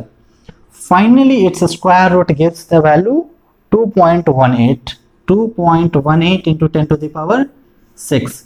So the velocity of electron which is revolving around the proton at the center at the distance 0.53 angstrom as 2.18 into 10 to the power 6 metre पर second. यही हमारा answer हो जाएगा velocity का। फटक से इसको आप नोट कर लीजिए, बहुत इंटरेस्टिंग क्वेश्चन था, बहुत इंटरेस्टिंग। आप इस क्वेश्चन को भी क्वेश्चन नंबर 15 की तरह क्वेश्चन नंबर 19 को भी आप इंटरेस्टिंग क्वेश्चन की श्रेणी में रख सकते हैं। बहुत इंटरेस्टिंग क्वेश्चन था, इसको आप नोट कर लीजिए। फिर हम लोग क्वेश्चन नंबर 20 को देखते हैं। क्वेश्चन नंबर 20 ये इस तरह का क्वेश्चन जो अभी हम लोग 19 नंबर क्वेश्चन सॉल्व किए हैं, ये भी काफ़ी इंपॉर्टेंट है। मतलब इस तरह के क्वेश्चंस को आप सॉल्व करेंगे तो सॉल्व करने के बाद आपके अंदर एक अलग लेवल का कॉन्फिडेंस लेवल डेवलप होगा, तो वो बहुत ज़रूरी है आपके अंदर। बार बार मैं यही चीज़ रिपीट कर रहा हूँ, कॉन्फिडेंस लेवल आप लोग डेवलप कैसे करेंगे, ज़्यादा से ज़्यादा नंबर ऑफ क्वेश्चन सॉल्व करके, जिसमें आपका HC वर्मा काफ़ी हेल्पफुल होगा। और HC वर्मा के साथ साथ मैं भी आपके लिए काफ़ी हेल्पफुल होऊंगा, क्योंकि मैं HC वर्मा का फुल सॉल्यूशन पूरे डिटेल में आपके लिए लाता हूँ। फिर क्वेश्चन नंबर 20 हम लोग फटक से पढ़ते हैं। क्वेश्चन नंबर 20 यही हमारा लास्ट क्वेश्चन रहेगा आज के सेशन में। 10 positively charged particles are kept fixed on the x-axis at point x equal to 10 cm, 20 cm, 30 cm, 40, 50, 60, 70, 80 and 19 and 20 cm, 90 and 100 cm। मतलब ये हर 10 सेंटीमीटर के गैप पर 1 चार्ज हमारा रखा हुआ है। मतलब फाइनली जो है हम लोग के पास क्या है, 20 नंबर क्वेश्चन, एक एक्सिस कुछ इस तरह का बना हुआ है, ये वाई एक्सिस है, इस पर कोई चार्ज नहीं, इसलिए इसको हम छोटा बना दिया, उस पर कोई चार्ज है ही नहीं। तो जिससे हमको मतलब है उसको हम लोग थोड़ा सा बड़ा कर लेते हैं। तो ये हमारा ओरिजिन है, ओरिजिन से 10 सेंटीमीटर, 20 सेंटीमीटर, 30 सेंटीमीटर, 40, 50, 60, 70, 80, 90 और फाइनली 100 सेंटीमीटर पर ये हमारा चार्जेस रखा हुआ है। ठीक, और चार्ज का वैल्यू कितना है, वो जो चार्ज रखा हुआ है, the first particle has a charge 1.0 into 10 to the power minus 8 coulomb, and the second is 8 into 10 to the power minus 8 coulomb, third is 27 into 10 to the power minus 8 coulomb and so on। पहले पे जो हमारा charge है वो क्या है, यहाँ पे हमारा चार्ज ये 10 सेंटीमीटर पे है, ये यहाँ से 20 सेंटीमीटर पे है, ये यहाँ से यहाँ 30 सेंटीमीटर पे है, ये यहाँ से यहाँ 40 सेंटीमीटर पे है, 50, 60, 70, 80, 90, 90 एंड 100 सेंटीमीटर पे है।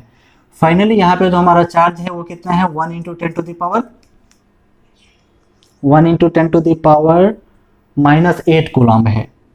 फिर यहाँ पे कितना है, 8 into 10 to the power minus 8 coulomb है। फिर यहाँ पे कितना है, 27 into 10 to the power minus 8 coulomb है। फिर यहाँ पे कितना हो जाएगा, यहाँ पे देखिए गौर करेंगे आप, 1 का क्यूब 1, 2 का क्यूब 2, 2 जा 4, 2 जा 8, फिर यहाँ पे 3, 3 जा 9, 3 जा 27। ये भी कॉन्सेप्चुअल क्वेश्चन है, पूरा ध्यान से समझेंगे इसको। फिर यहाँ पे 4 का क्यूब 4, 4 जा 16, 4 जा 64 into 10 to the power minus 8। फिर यहाँ पे क्या हो जाएगा, 5, 5 जा 25, 5 जा 125 into 10 to the power minus 8। फिर यहाँ पर 6 गुना 6 36 छक्का 216। फिर इसी तरह से करते हुए हम लोग फाइनली 10 पर आ जाएंगे। 10 10 जा 100, 10 जा 1000 into 10 to the power 1000 into 10 to the power minus 8 coulomb. मतलब सारा कूलम इस तरह से ही हमारा बहुत सारा चार्ज है। फिर आगे क्या है क्वेश्चन में समझिए, the 10th particle has a charge 1000 into 10 to the power -8 coulomb. 10वां चार्ज का हमारा है 1000 into 10 to the power -8 coulomb. Find the magnitude of electric force acting on a 1 coulomb charge placed at origin. अब हमको क्या करना है, electric force का वैल्यू फाइंड करना है। कब फाइंड करना है, जब ऑरिजिन पे 1 कूलम चार्ज रखा हुआ है। सिचुएशन को समझिए, ये हमारा ऑरिजिन है और इस ऑरिजिन पे जो हमारा चार्ज का वैल्यू है, इस ऑरिजिन पे चार्ज का वैल्यू है 1 कूलम। इस 1 कूलम चार्ज पे ये भी फोर्स अप्लाई कर रहा है, इधर ये भी फोर्स अप्लाई कर रहा है, ये भी अप्लाई कर रहा है, ये भी कर रहा है, ये भी कर रहा है, ये भी, मतलब कि इधर जो 10 का 10 चार्ज है सारा का सारा उस पर फोर्स अप्लाई करेगा। तो फाइनली जो हमारा फोर्स का वैल्यू होगा वो कितना होगा, इसके कारण जो फोर्स होगा वो प्लस इसके कारण जो होगा वो, मतलब 10 के कारण जितना होगा सबको हम लोग क्या करेंगे, ऐड कर देंगे। 10 चार्ज के कारण जो फोर्स अप्लाई हो रहा है इस सेंटर वाले चार्ज पे, ऑरिजिन वाले चार्ज पे, उसको हम लोग क्या करेंगे, ऐड कर देंगे। ठीक, तो उतना सारा फोर्स का कैलकुलेट करने में तो मतलब 4, 5, 6 पेज हमारा बर्बाद हो जाएगा, इसलिए हम लोग इसको कुछ अल्टरनेट सॉल्यूशन के साथ सोचेंगे। तो फोर्स का फॉर्मूला सबसे पहले क्या होता है, 1/4 pi epsilon naught into Q1 into Q2 upon R square. अब ये जो है 1/4 पाई एप्सिलॉन नॉट, ये तो सब में अवेलेबल होगा। फिर Q1 इंटू Q2, Q1 का तो वैल्यू 1 है, सबके लिए Q1 का वैल्यू क्या होगा, 1, तो 1 4 तो हमारा ऐसे ही गायब हो गया। 1 से किसी भी चीज से मल्टीप्लाई करेंगे तो क्या फर्क पड़ेगा, कुछ भी नहीं, सेम रह जाएगा। फिर यहाँ पर 10 टू द पावर -8 सब में अवेलेबल है, इसको भी कॉमन लिया जा सकता है। ठीक है, और R का जो वैल्यू है 10, 20, 30, 40 ये हमारा सेंटीमीटर में है, तो इसको हम लोग कैलकुलेट करेंगे। फाइनली जो फोर्स का वैल्यू है उसको हम लोग लिखते हैं 1/4 पाई एप्सिलॉन नॉट का वैल्यू सबके लिए कॉमन, मतलब कि 9 इंटू 10 टू द पावर 9 जो है कॉमन है 10 चार्ज के कारण जो इस पर फोर्स लग रहा है उसके लिए। अब इसके कारण देख रहे हैं तो Q1 का वैल्यू 1, तो 1 हम लोग नहीं लिखेंगे, 1 छोड़ देते हैं या फिर लिख देते हैं कहीं आप लोगों को कंफ्यूजन हो जाए। तो Q1 इंटू Q2 का वैल्यू कितना है, Q2 का वैल्यू है 1 इंटू 10 टू द पावर -8, तो -8 को हम लोग नहीं लिखते हैं, इसको हम लोग कॉमन ले लेंगे। ठीक है, क्योंकि 10 टू द पावर -8 सब में है, उसको हम लोग कॉमन ले लेंगे direct, divided by R square. अब R का वैल्यू कितना है यहाँ पर 10 सेंटीमीटर, तो 10 सेंटीमीटर को हम लोग 100 से डिवाइड कर देंगे तो मीटर में कन्वर्ट हो जाएगा, इसका स्क्वायर है। फिर प्लस दूसरी बार क्या है, Q1 का वैल्यू है 1 और Q2 का वैल्यू कितना है 8, डिवाइडेड बाई यहाँ पर जो डिस्टेंस है वो कितना है 20 डिवाइडेड बाई 100 इसका स्क्वायर। फिर plus 1 into 27, 1 into 27 divided by यहाँ पर डिस्टेंस कितना हो जाएगा 30 बाई 100 इसका स्क्वायर। फिर प्लस 1 इंटू कितना हो जाएगा 27 के बाद 64 डिवाइडेड बाई हमारा 40 हो जाएगा, 40 बाई 100 का स्क्वायर। फिर प्लस 125 डिवाइडेड बाई यहाँ पे डिस्टेंस हमारा कितना हो जाएगा 50, 60, 70, 80, 90 और 100। ठीक, तो 50 बाई 100 का स्क्वायर। फाइनली क्या हो जाएगा, 1 से मल्टीप्लाई करने से कुछ फर्क पड़ता नहीं है तो हम लोग 1 से आगे छोड़ भी सकते हैं।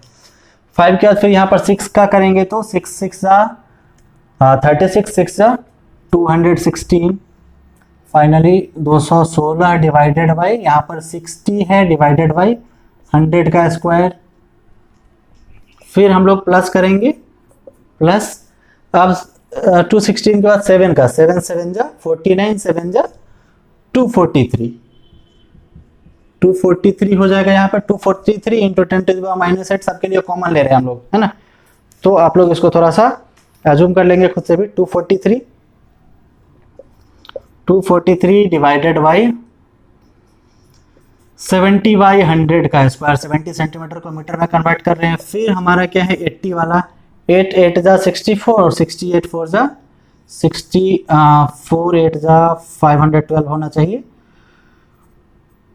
512, तो यहाँ पे हमारा 512 हो जाएगा और यहाँ पर 729, 9 9 जा 81 और फिर 9 जा 729। ठीक है, तो फिर हो जाएगा 512 बाई 80/100 का स्क्वायर, फिर हो जाएगा प्लस फाइनली 729 डिवाइडेड बाई 90/100 का स्क्वायर, और फाइनली हमारा हो जाएगा 1000 डिवाइडेड बाई 100/100 का स्क्वायर, 100/100 का स्क्वायर। ये नीचे जो हम लोग है कन्वर्ट कर रहे हैं, सेंटीमीटर को मीटर में कन्वर्ट कर रहे हैं और कुछ खास डिफरेंस नहीं है, इतना क्लोज करेंगे इनटू सब में डिवाइड करेंगे 10⁻⁻8 से, इंटू 10⁻⁻8 कॉमन है सबके लिए। अब जो वैल्यू आएगा उसको हम लोग थोड़ा सा लिख लेंगे, क्या करेंगे 0 से 0 कैंसिल, फिर यहाँ पे भी 0 से 0 कैंसिल, फिर 0 से 0 कैंसिल करते हैं, 0 से 0 कैंसिल, 0 से 0 कैंसिल, 0 से 0 कैंसिल, 0 से 0 कैंसिल, फिर यहाँ पे 0 से 0 कैंसिल, 0 से 0, 0 से 0। अब फिर हम लोग क्या कर सकते हैं सोचिए, यहाँ पे हम लोग 10 का स्क्वायर करेंगे तो 100, इधर जाके मल्टीप्लाई ऊपर हो जाएगा 100, मतलब ऊपर हम लोग के पास 100 हो जाएगा, जो ब्लैक मार्कर से लिखा है वही हमारा फाइनल वैल्यू होगा। अब 2 का स्क्वायर अगर हम लोग करें तो यहाँ पे क्या होगा 4, और 4 से 2 हमारा कैंसिल, 4 से हमारा 8 कैंसिल हो जाएगा 2 टाइम्स में, समझ रहे हैं सिचुएशन को। यहाँ पे स्क्वायर करेंगे 2 2 जा 4, और 4 को हम लोग 8 को कैंसिल करेंगे 2 टाइम्स में, और फिर यहाँ 100, 10 का स्क्वायर करेंगे 100, ऊपर 100 हो जाएगा। फिर यहाँ पर 3 का स्क्वायर करेंगे 9, 9 27 में कैंसिल होगा 3 टाइम्स में, ये स्क्वायर को लेके ऐसा हो रहा है, और 10 का स्क्वायर 100 ऊपर हो जाएगा।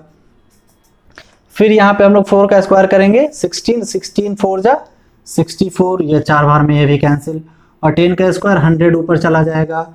फिर यहाँ पे 5 का स्क्वायर हम लोग करेंगे 25, 25 5 जा 125, मतलब कि यह 5 टाइम्स में। फिर 10 का स्क्वायर 100, ऊपर जाके इसमें मल्टीप्लाई हो जाएगा।